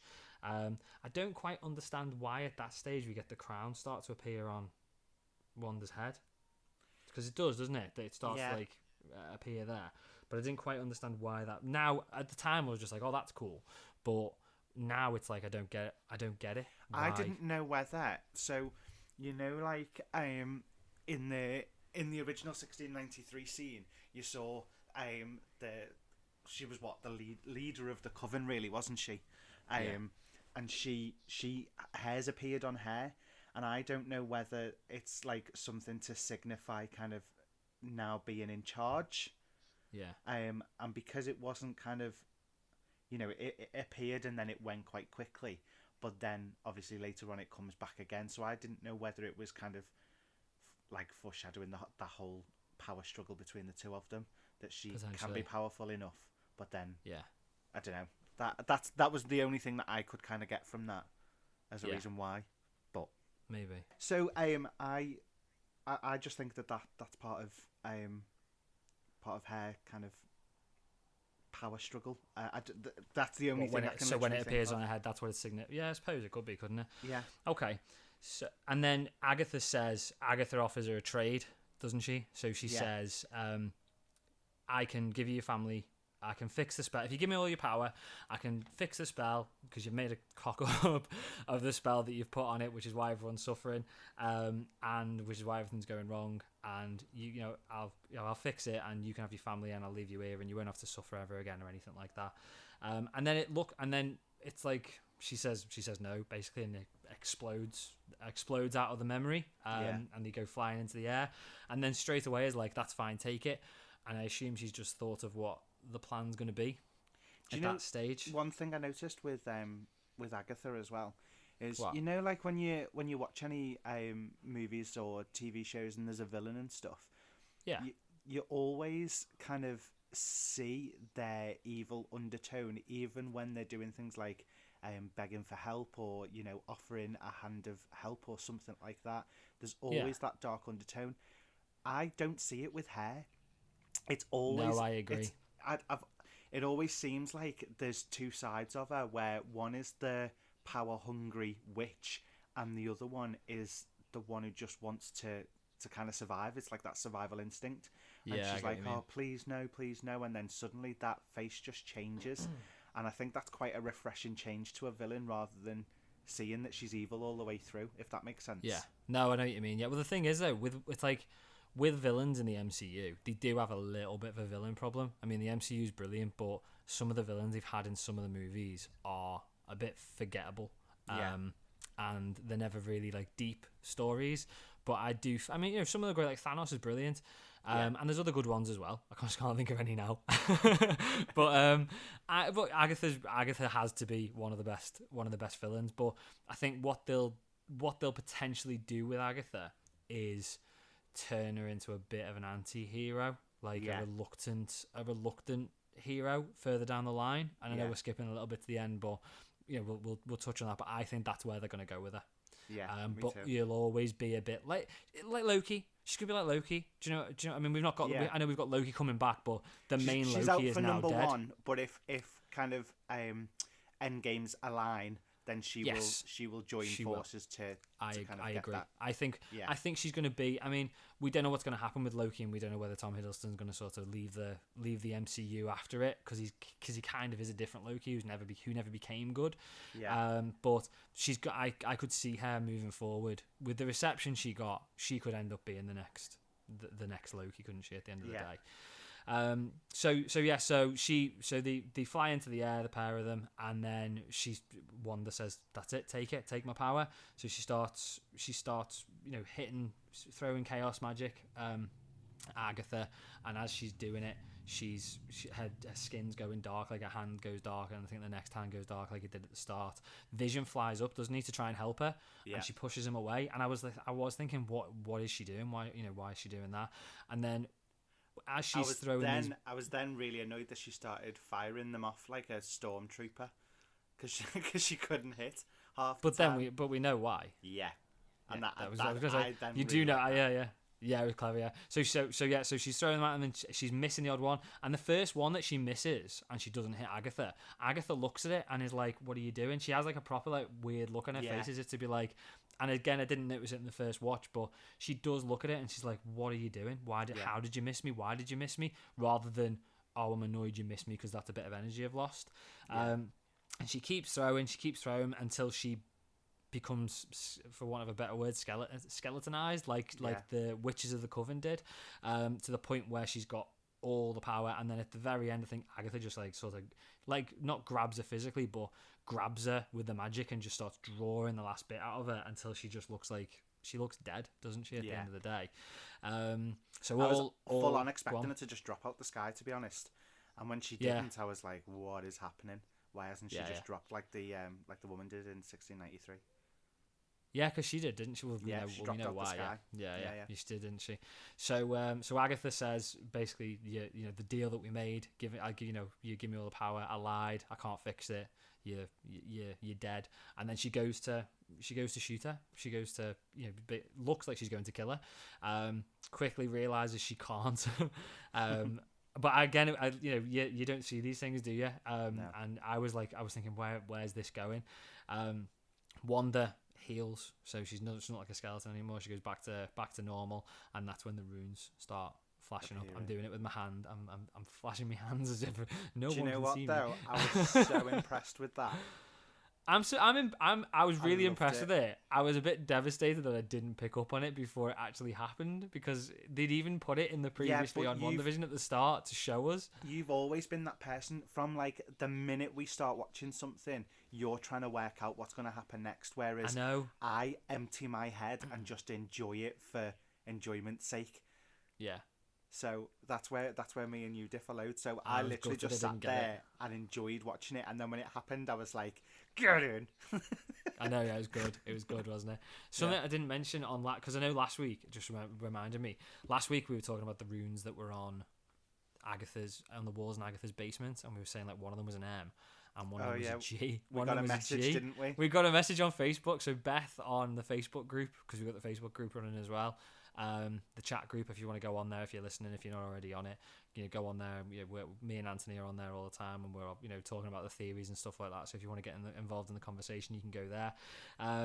But yeah, Beth pointed out that it's not Marvel related at all. It's the G from Signs, from M. Night Shyamalan's Signs.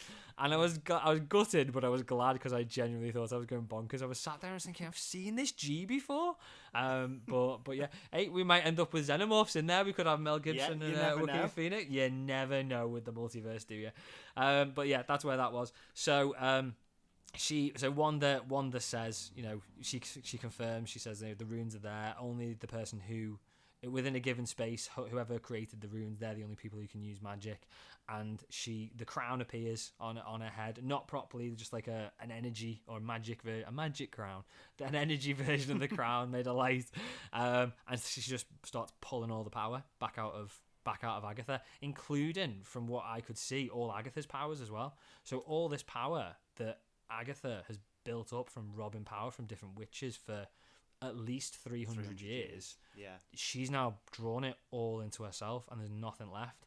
And then that's when she becomes full Scarlet Witch. We get full Scarlet Witch costume, which we've seen. Loved. We've seen bits of it. We've seen it in the light in the last episode. I loved the fact that she had amazing. A cape, but it's just like bottom half cape, so it looks like it's just come off her waistband. I really like that. I thought it was a bit different. It's really, really good. I think it's all because of the type of costume it is. You know, it's a very out of the comic. You know, all the costumes for all the Avengers and the villains and stuff like that in the comics, they're all a bit weird and wonderful, aren't they? But and I think that was the one, like with the headpiece and all that sort of stuff. It's like, how are you going to put that on screen? And clearly, they've been thinking about it for a long time because we've never got a comic accurate costume before. And I know it's not exactly comic accurate, but it's absolutely brilliant. I think they've done really well with the costume. She even curled her hair. Yeah, she got fully curled hair. We went from straight hair to curled hair. The cynic in me was like, why is her hair changed? But I suppose it changed it with all the different bits in there, didn't it? I mean, if her accent can change, your hairstyle can change too. I'm clearly being picky now. But Agatha, and again, which I think like we said before, implies that Agatha might not be all bad. She says you don't know what you've done. You don't realise what you've done, she says to Wanda, and I think that's implying there's bigger things to come. I was wondering whether there was a prophecy. You know, like she said you're destined to destroy the world. Yeah, so I don't know whether. Sorry, what I meant by that was I don't know whether she's seen the prophecy because she's so read up on it and so kind of knowledgeable about the Scarlet Witch and stuff.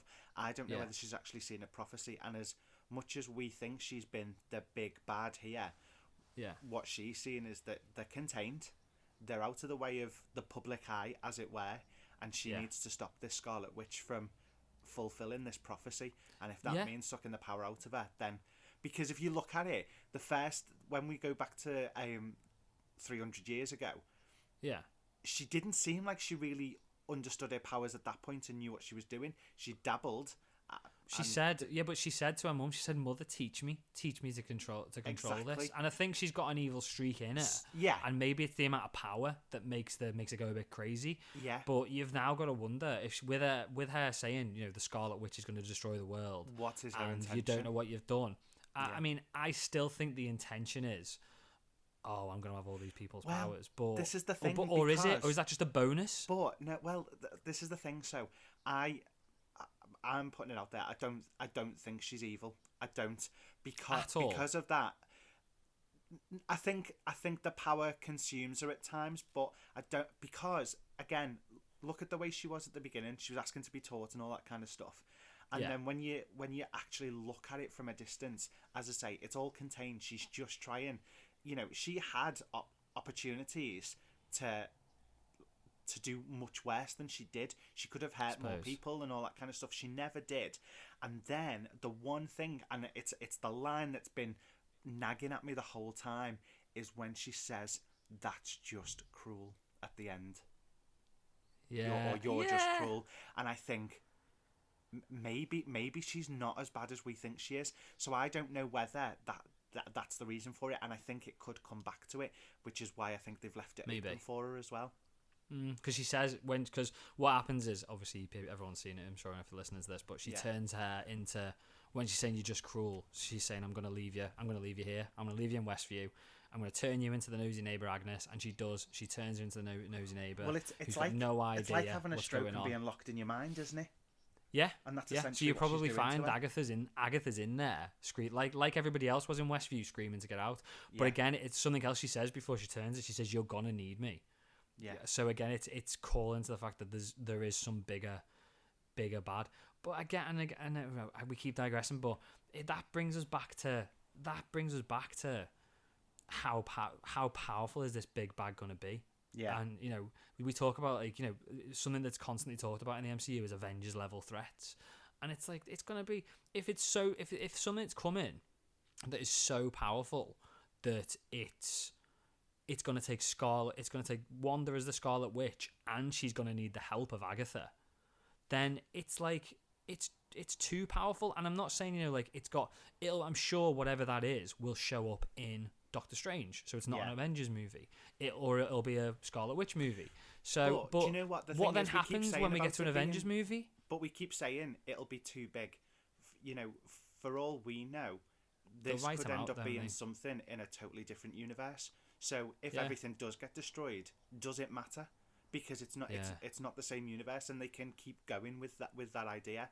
And then the other thing is, as powerful as somebody can be, they could potentially get trapped in the other universe. So again, if it becomes a time where there's too much power for Wanda as a character anymore, then she can I don't want to give spoilers away, but from what we hear at the last post credit clip, there is a reason that she could choose to stay in a different universe.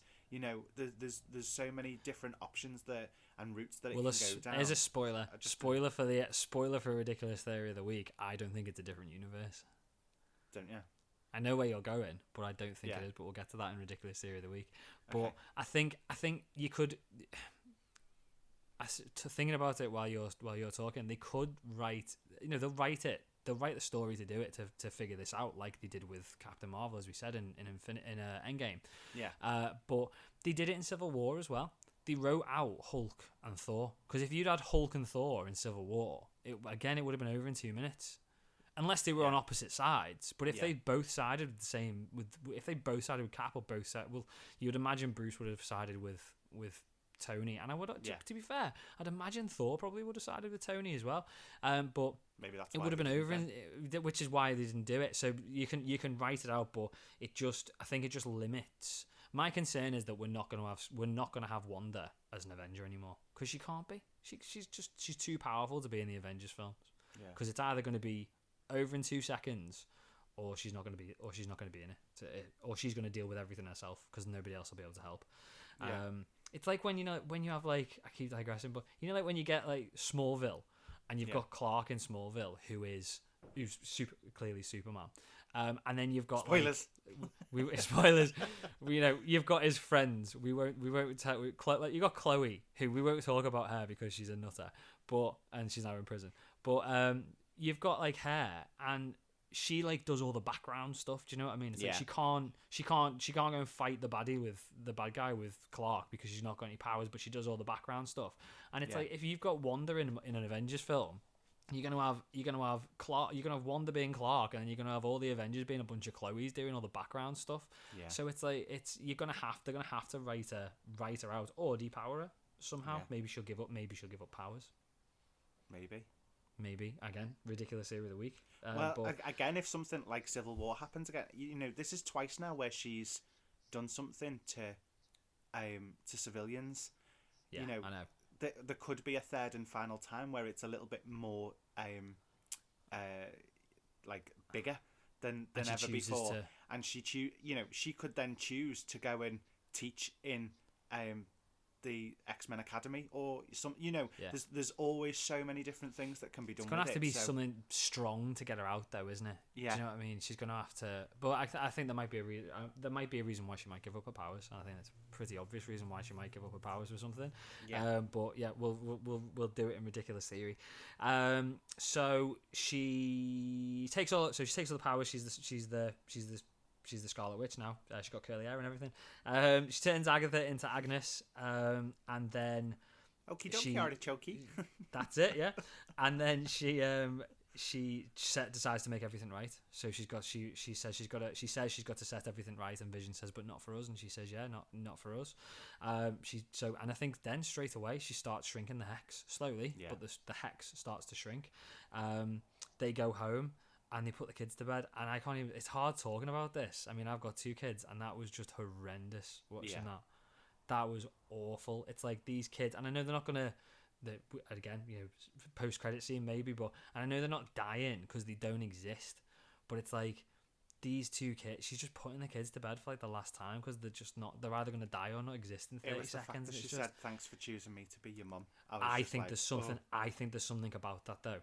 Yeah, and we'll Ridiculous Theory, but that again, it was horrible to listen. It was just like it was just it was so rough watching it.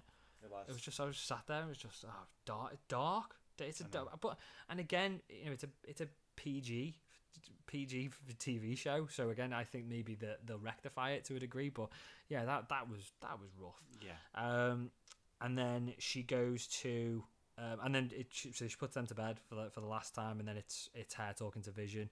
We get that shot from the trailer, which I think was in the very first trailer, which is them standing in the window and they're watching something come towards them, and that's where she confirms that she made him. And I think we had theories: is he from a multiverse or something like that? But she confirms that she made him. She says that the piece, and again this is it, the piece of the Mind Stone that lives in me. And I know there's not physically a piece of the Mind Stone that's inside her. Just like ate it or something, but a bit of the Mind Stone's power is in her, and that's clearly what. And the Vision, and I think when she created Vision, I think when she created Vision,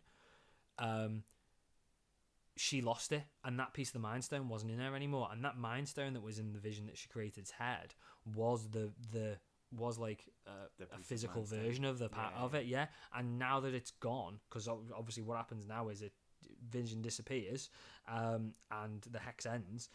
That must now be in her. I'm thinking back to it when Vision's having the conversation with White Vision, and he says to White Vision, "You are the Vision." You know, White Vision says, "But I haven't got the Mind Stone," and Vision doesn't argue. Vision doesn't go, "Neither have I." Vision just says, "I've not got any original pieces," which again could imply that he does have the Mind Stone. That Mind Stone there is a physical. I can't think of the word, but it's the power of the Mind Stone made physical only in the hex. So when the hex ends, which it does now, that power goes back into it, and that's what the yellow energy was when she created him coming out, and that's the energy that he uses, and that's why he can do these things and to control people's minds. So is that the Mind Stone is still in the MCU, or the power of the Mind Stone in the MCU, or I just think we're done with Infinity Stones? I don't know, because that could bring them back. I mean, obviously it's only one stone, but I mean, it debunked my idea that Cap was coming back with the Mind Stone. But only because we don't need him to.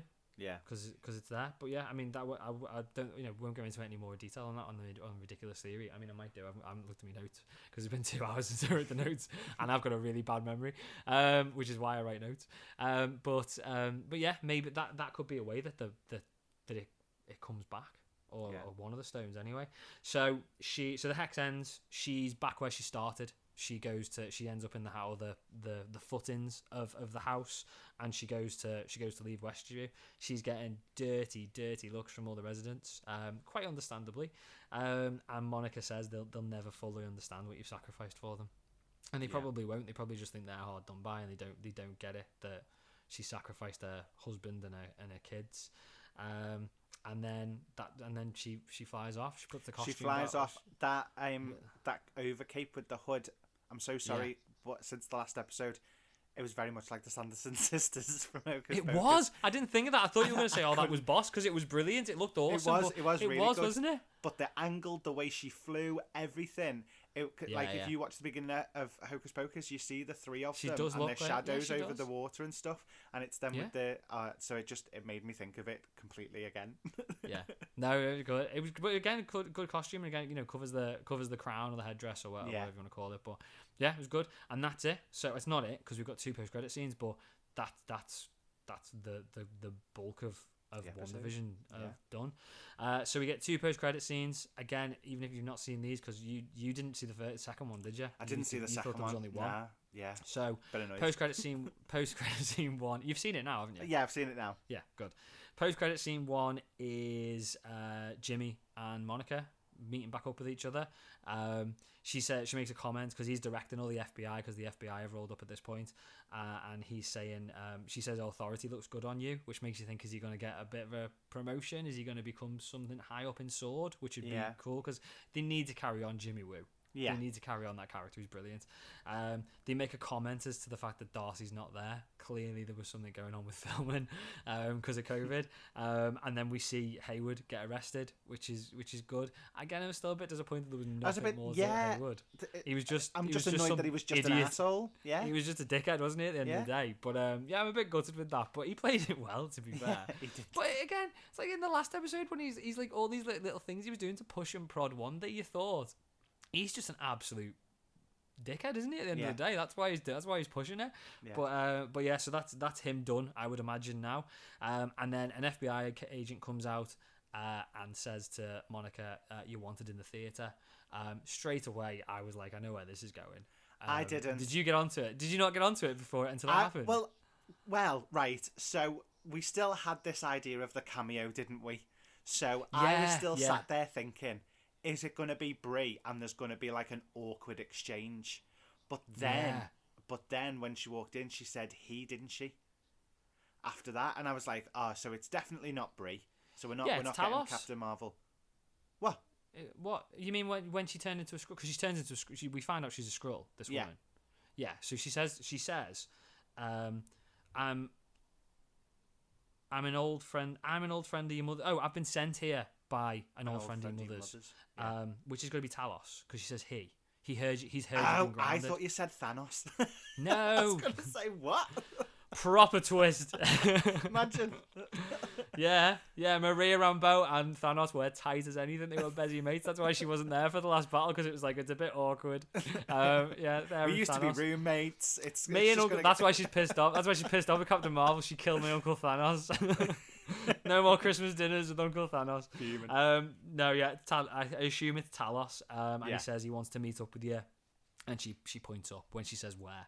And Monica looks absolutely buzzing. She's the next appearance, I assume, of Monica is going to be Captain Marvel 2. So she's going to make the jump from the TV series to the movies, so the main MCU, which again just shows how these shows are. I think it's very easy to come under the false impression that it's a TV show, so it's not going to be. Maybe it's not going to have an effect on the MCU, or it's not going to be referenced. This is it now. This is part of it. This is the new way that Marvel are doing things. So she's going to she's going to move into Captain Marvel 2. And then we got the final post-credit scene. So it's lovely shots of hills and trees and rivers, and it's lovely and it's calm. And then we see this log cabin, and as we zoom into the log cabin, we see Wanda sat on the front step with a cup of tea. Because it's tea, we know it's tea. We hear the kettle whistling, and she walks in. We pan straight past her and go into the back room, and then we see Wanda again, floating in the air, full Scarlet Witch costume, reading the Darkhold. Don't know why. She's got like her hands in the air, and she's doing something. She's doing her little wispy things with her hands. It was very Doctor Strange though. Can't you just turn the page? Is she turning the page with her fingers with the magic because she's that lazy? But I assume she's probably deciphering or there's more to it. Did you notice how similar the setting was to when Thanos had finished doing what he was doing? I do now that you've said it. Yeah. I didn't at the time, but very similar to where it? He kind of went to get his piece, basically. Just a piece, But he was finished, wasn't it? She's just getting started. Yeah. So she hears. It sounded like, I don't know the difference between the two. But it sounded like Billy shouting. Yeah. And he says, "Help, mom!" or "Help, mom! Help us!" And then she kind of like shuts the book, and that's us done. And that's it. That's it. Both post-credit scenes. WandaVision is finished. Before we get into it, I think they're kind of going to merge into the two. But to sort of sum it up, what do you think? Because there's a lot of not hate, but there's a lot of disappointed people on social media who are not happy at how it finished. So, I mean, it's a hard one because we've had weeks and weeks where we've built theories, and the problem that you're going to get is that people are going to always have the theories of what they're expecting, or something that they think would be such a good way they can't think of any other way it would be, and when it doesn't end up being that, people are disappointed. So it's not a reflection on how they've actually done it, because what they've done was brilliant. Not only have they created this entire story, but they've left openings for White Vision, because we don't know where the hell he's gone. They've left it open for Agatha because she's still around. She's not imprisoned or anything. Well, she's imprisoned, but not in the normal sense. And can be brought back at any point if they decide that they need her and stuff like that. I think it's, and the boys, now that we've had that little clip at the end, we know that there's the potential of the boys coming back. So I think it's brilliant because it's on this cliffhanger We don't know when it's going to get answered. We assume it's probably going to be Doctor Strange 2, which is next year. And You'd there's think, so much happening in between then and now with the other films and stuff. I think we're in a society now where we build things up far too much. But does everybody, or is it just us? Well, not just us. Like, because I'm sitting here thinking, it's like, I know, like you said, we've been theorizing every week. I mean, we run a podcast, so we get into it in a lot more detail than the majority of people. And I know there's loads of people who theorize just as much as probably more than us in some cases. But I know social media is full of it, and there's a load of people, and you'll probably find it's the people who are really, really into it who are the ones who are conveying it on social media. But I would imagine that, and again, some of them don't seem happy because their theories didn't come true, and they feel like hard done to, like, and it's the Mandarin situation all again. But I think for general audience, I don't think they'd have thought into half of this. It's just something that they watch every week, and it's a bit like it gets them thinking, and it ends on a cliffhanger. And I think the vast majority of people watching it will have really, really enjoyed it. Yeah, and I did. I thought it was really good. I really enjoyed it. I found a bit of dissatisfaction when I watched it the first time, but again, I think that was just because not one single theory that I had came true. I know. I said to you, didn't I? Because you texted me yesterday because you watched it before me. Yeah. You watched it on your lunch on your phone, Anthony. It's like I know I could have watched it on my phone, but I was like, I don't want to watch it on my phone. I want to watch it on my telly. But when you text me and you just put, because I didn't want spoilers, and I was kind of like, I thought you'd tell me something about it, so I texted you and said, tell me, what did you think? Just don't spoil anything. And you said it literally, you just put, it's not what I expected. And I thought, oh no, this is going to be awful. And I think maybe that's why I enjoyed it more, because I think after you did I just knock you off your pegs a little bit so that you I thought I'm going to go into this and it's going to be bad now and it's going to be rubbish. And I think because I had a lower don't get me wrong, it was really good, but I think the fact that I went in with really low expectations, I didn't think it was good. I think it was really good. I think it was brilliant. I thought it was amazing. I thoroughly enjoyed every minute that I watched it, and I've watched it a second time within 24 hours. Again, I thoroughly enjoyed watching it the second time round as well. I did. I probably enjoyed it more the second time. I don't think me being dissatisfied was anything to do with the actual show. I think it's because I've built it up myself so much, and I think if a lot of our listeners would kind of think about it, I feel like they'll realise that it's probably a similar thing, in that we've been sat here for weeks talking about it to them as well. Because I already had a message off somebody this week again saying, not really sure how I felt about it. And I think if you kind of really just take a moment and look at it objectively, you'll see that it's because of the fact that you've had so many different ideas and expectations that you've kind of built up yourself. It's never quite the same once you actually watch it. And we've had that with a few movies more recently, Nick, in the last kind of probably 2 years, because last year we didn't we haven't done anything last year. But like in the last 2 years, when we've gone to watch something, we've really hyped ourselves up about it and each other. And then when we've watched it, we've gone, oh. But I think it's because of the hype that we built in the Star process. Wars. I really enjoyed it. It tied a lot of stuff up. It left a lot of stuff open. We've still got questions that haven't been answered. That's probably the one thing that's really annoyed me, is the adverts and the broadcast has not been answered. That's probably the one thing that's really frustrated me out of the whole thing. I don't think we'll get an answer to the adverts. I don't think we will now. I think that's it. If we didn't get it now, I don't think we're ever going to get it. No, it's too late. I think that was just a nod, and it was something to keep us talking and keep us guessing. Yeah. All these other theories, and I'm not going to say that they're all right. I'm gutted that don't think Ultron's going to happen at all. I think this was the one opportunity for them to bring Ultron back, and we might get a cameo, little nod to him in multiverse or something like that. But I think Ultron's done, and I'm not opposed to that. I think he was a good villain. I think he possibly fell into that category of not the greatest villains in cinema history sort of thing, because it was one film, and I think he's such a big character that they could have not dragged him out, because it makes it sound bad, but they could have used him and had him as a recurring villain. But it was early days of the MCU still. So they didn't. I mean, I don't think even when Age of Ultron came out, anybody realised how big this was all going to be.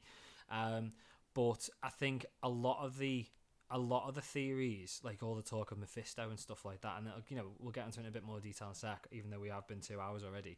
But I think we'll get a lot of that. And I don't think it's that when it's not going to happen. I think it's just happening slower. But I think it's a good thing.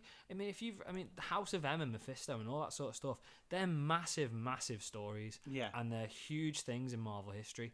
And to just have the whole thing, multiple stories, because that's what it would have been if it all happened. It'd have been multiple stories all happening across the space of a 9-episode arc on Wandavision. Well, to be fair, this was falling into my theory. So. Go on, let's do theories. Let's do theories. Go on, so my theory ties into what you've said. So my idea is that the boys are now, basically Mephisto's in possession of them. Wherever they've gone, whatever's happened, Mephisto now has them. Yes. And I think that Wanda is either going to subdue her powers in some way as part of her deal to get them back, so that she might drop down a little bit, or that she's, that something's going to have to happen, and I don't know whether that's going to be something that happens within Doctor Strange, or whether it's her being in Doctor Strange is going to be the introduction to the multiverse, so that she knows that there is a way to get the boys back, or what. I don't know how it's going to happen and how long it's going to take. Don't forget, how many times had we had the mention of Thanos or seen a quick glimpse of him in a post-credit before the storyline actually came out of him? Yeah, exactly. It was so long. It was, 10 years. It was a 10-year process. So, this could be a similar setup. Mephisto is known as kind of the devil of the MCU. How much bigger can you get than kind of having that title? So I think you're there. I mean, I'm with you with that. I mean, it's not exactly the same theory as mine, but I think it's the same sort of wavelength that we're on. Yeah.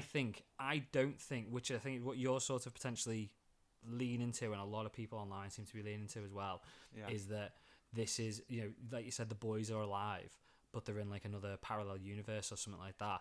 Yeah. I don't think they are. I don't think they're alive, and I don't think they're in a parallel universe. But I think we're going to get them back, because in the comics in House of M, I think it's House of M anyway.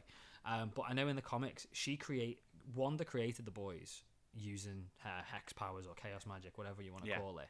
But it turned out that she'd subconsciously or unknowingly used fragments of Mephisto's soul to create them. And I think we've talked about this before. They're kind of like Horcruxes of Mephisto. And I think they're still there, and their essence or their like soul is still there. But I don't think it's in a parallel universe. I think it's inside Mephisto. And because she's created them, and now they've gone, they're within Mephisto, and this is what it's going to involve. So this is her link to him. Yeah, I don't think he's in an alternate universe, because I don't think she's going to go to a parallel universe, because they wouldn't be the same kids then. They'd just be a different version of the kids.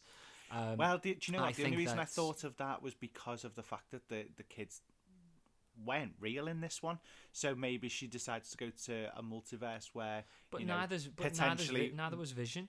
But he wasn't an illusion, was he? He was. But he said it. He said, Vision said, she said, your bone, your blood, your metal. But then she's created a physical thing. Yeah, but then just can't exist outside of the hex. The answer to that one is probably going to be White Vision in some way. I don't know. That was my kind White of Vision's thought. Back. But what I thought was that because the boys didn't really exist, she's going to search in the multiverse for a world where they do.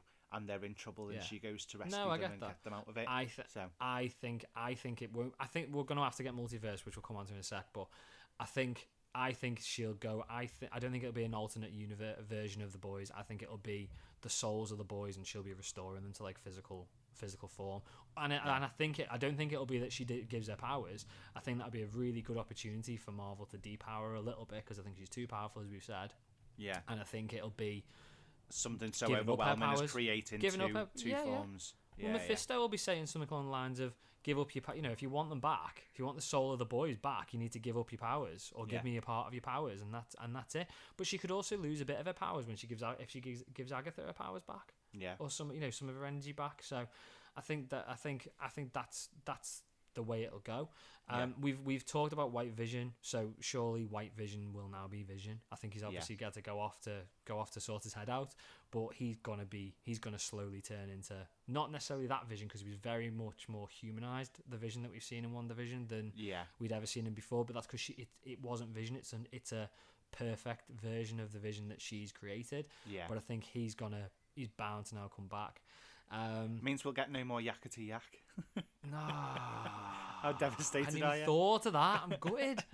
No more Yakety Yak. There's always YouTube. Play it on YouTube. So the questions and another. So kind of a question leading into a ridiculous theory. Not my theory, but a theory that seems to be out there. The question is, who was under witness protection? Was it Ralph, aka Pietro? I don't know. Is it just something? There's a lot of questions that weren't answered that I don't think we're going to get answered. I do want to see that milk carton again. I might go back and have a look at it with the missing. I think I stopped it. I stopped it when that happened. Yeah. And I'm not even convinced there was anybody. I can remember having specifically stopped, pausing the show so I could see it. Yeah. But I'm not even convinced there was a missing person on there, to be perfectly honest. I think it was just an advert for something. Oh, I thought it was a missing person. I don't know. Well, we'll go back. We'll go back and have a look. Yeah. So we'll wrap this up quick because we have been ages. So is he witness protection? Is he the guy who's in witness protection? There's a theory online that that it is him, but he is Quicksilver from an alternate reality, and he's under witness protection because he's from an alternate reality. Right. I don't agree. I think it's just a nod. Well, because it was only FBI that was dealing with it, not somebody. I know, yeah. Bigger. I mean, the FBI wouldn't have been dealing with somebody from an alternate universe. No. Someone from Sword or Shield or something would have been brought in for something like that, wouldn't they? You'd think. They wouldn't just whack Jimmy Woo, lost Ant-Man. Do you know what I mean? I mean, he's brilliant and he's become a much better character. But the last time we saw Jimmy Woo before WandaVision, he was incompetent and couldn't keep track of Scott. Yeah. So it's like you're not going to send him to do that. You're going to send him on a random mission to go and look after some random missing person who's not important. Yeah. Who we probably will never hear of again, to be perfectly honest. But it does sort of reiterate the fact that so far we've got there's nothing happened with the multiverse. Yeah, we've not got any idea of the multiverse at all. So the last question I've got is when this is set. I think we touched on this last week. This is set 2 weeks, 3 weeks, let's say, at a stretch after Endgame. So this is set before. This is set before Spider-Man 2 or Far From Home. We've got Spider-Man 3 coming next, which is obviously going to be set even further in the past. So it's kind of two questions: is when on earth is Doctor Strange 2 going to be set? Are we going to set it? Because we know Wanda rolls into it and she's going to be in it. Is Doctor Strange going to be set before Spider-Man 3? I would imagine not. I would imagine it's probably going to be a couple of years and Wanda's off doing things, and that's going to tie into Doctor Strange. But then the question I've got is, and it's made me a bit uncomfortable, we've all sat here going, Tobey Maguire and Andrew Garfield are going to be in Spider-Man, and what we're going to have is we're going to have the multiverse open in WandaVision, and that's going to leak into Spider-Man 3. We've got no multiverse, and Tom Holland has said a number of times they are not in the movie. Is he not lying and he's right? I mean, I don't know. I don't know. Because Tom Holland, Alfred Molina's in it. We're definitely getting Alfred Molina, and we're getting Jamie Foxx. Yeah. So we know that, but we getting? But then, like, I can't understand why they would bring those two back if it wasn't opening the multiverse in some way. It's got to, hasn't it? Because it just wouldn't make sense. Like, if they turned around and said they're going to bring villains back from different Spider-Men, but not bring those Spider-Men back for the multiverse, it to me it just doesn't make sense. And I have a feeling that Tom Holland has been told categorically that he must say that they are not going to be in it. Yeah, because of course, yeah. You'll also notice that when it first went off, there was a little bit of mention of talks from Toby and Andrew, but since then, it's been complete radio silence. Well, Andrew, we've not mentioned this before because I think everyone was just under the assumption that this is happening, but there was something on social media months ago now, which is because they've been or maybe not months ago, but weeks ago, because they've been filming Spider-Man 3 for a while. Yeah. Andrew Garfield is in Atlanta. Yeah. Andrew Garfield has been seen in Atlanta, and it was a pizza delivery guy dropped the pizza off to him I think in a hotel. Yeah. And said he was quite rude. I mean, I'm not convinced. This isn't about whether Andrew Garfield's a nice bloke or anything like that. I'm sure he is. But he's in Atlanta. So is that just coincidence? Yeah. Do you know what I mean? Yeah. But yeah, very, very, very interesting. Maybe next week, what we'll do, because we've been over 2 hours already, is talk about some. Should we make next week assembled Legends, because they're all out. 2 of them are out already. I know we said that they were all supposed to be dropping on the 12th of March, those Legends, the little Legends shorts on Disney Plus. Falcon and Sam and Bucky's both dropped yesterday at the same time as WandaVision, so they're already out, so you can go and watch them. But next week we should again, let us know if there's anything else you want us to do on Twitter or the Facebook group if you're not already on there. But maybe we could have next week be in MCU Phase 4 ridiculous theories of the week, and just have it as well, covering the things, but let's go through the theories. Yeah. So again, if you right, let's do that. So if you're listening to us, because people do listen to us, I'm still surprised, but people are listening to us, let us know on Twitter if you've made it for 2 hours through this podcast. Let us know on Twitter or on the Facebook group what ridiculous theories you've got. And watch, no one will respond to this now, but if you've got any ridiculous theories, we'll think of our own as well, and we'll put it on Twitter and the Facebook group and stuff like that. But we'll go through other people's ridiculous theories, or good theories as well. We just want crap ones, as to what is going to be happening in the rest of Phase 4 and what this is all going to sort of mean, and we'll make that a part of next week. What do you reckon, Anthony? Yeah, I'm good with that. Happy with that? Just on that note, we're recording our 4th episode now, so at this point there's only been 3 episodes out. For the fact that we've already hit, in the last week, we've hit 100 followers on Twitter, we've hit 100 people within our Facebook group, and we've now over 200 views. Again, we just want to say thank you so much, because thank you very much. It's honestly so overwhelming. You must all be mad. Yeah, you must be. But it's so overwhelming, and we're just made up that there are people out there who can stand our voices for this long. And, not my voice. Yes. Well, I mean, I heard your Wicked Witch before, mate. So that was brilliant. That was good. I like that. But yeah, no, just honestly, from the bottom of our hearts, thank you. Yeah, thank you very much, guys, everybody. We keep doing it.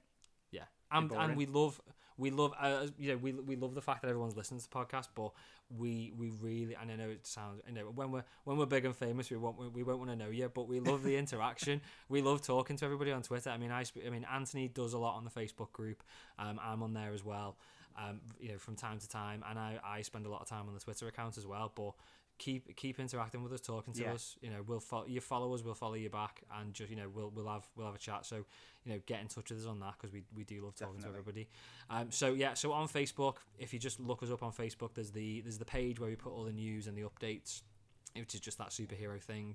But also, if you look for that superhero thing group as well, we'll invite you in and we can talk to you on there.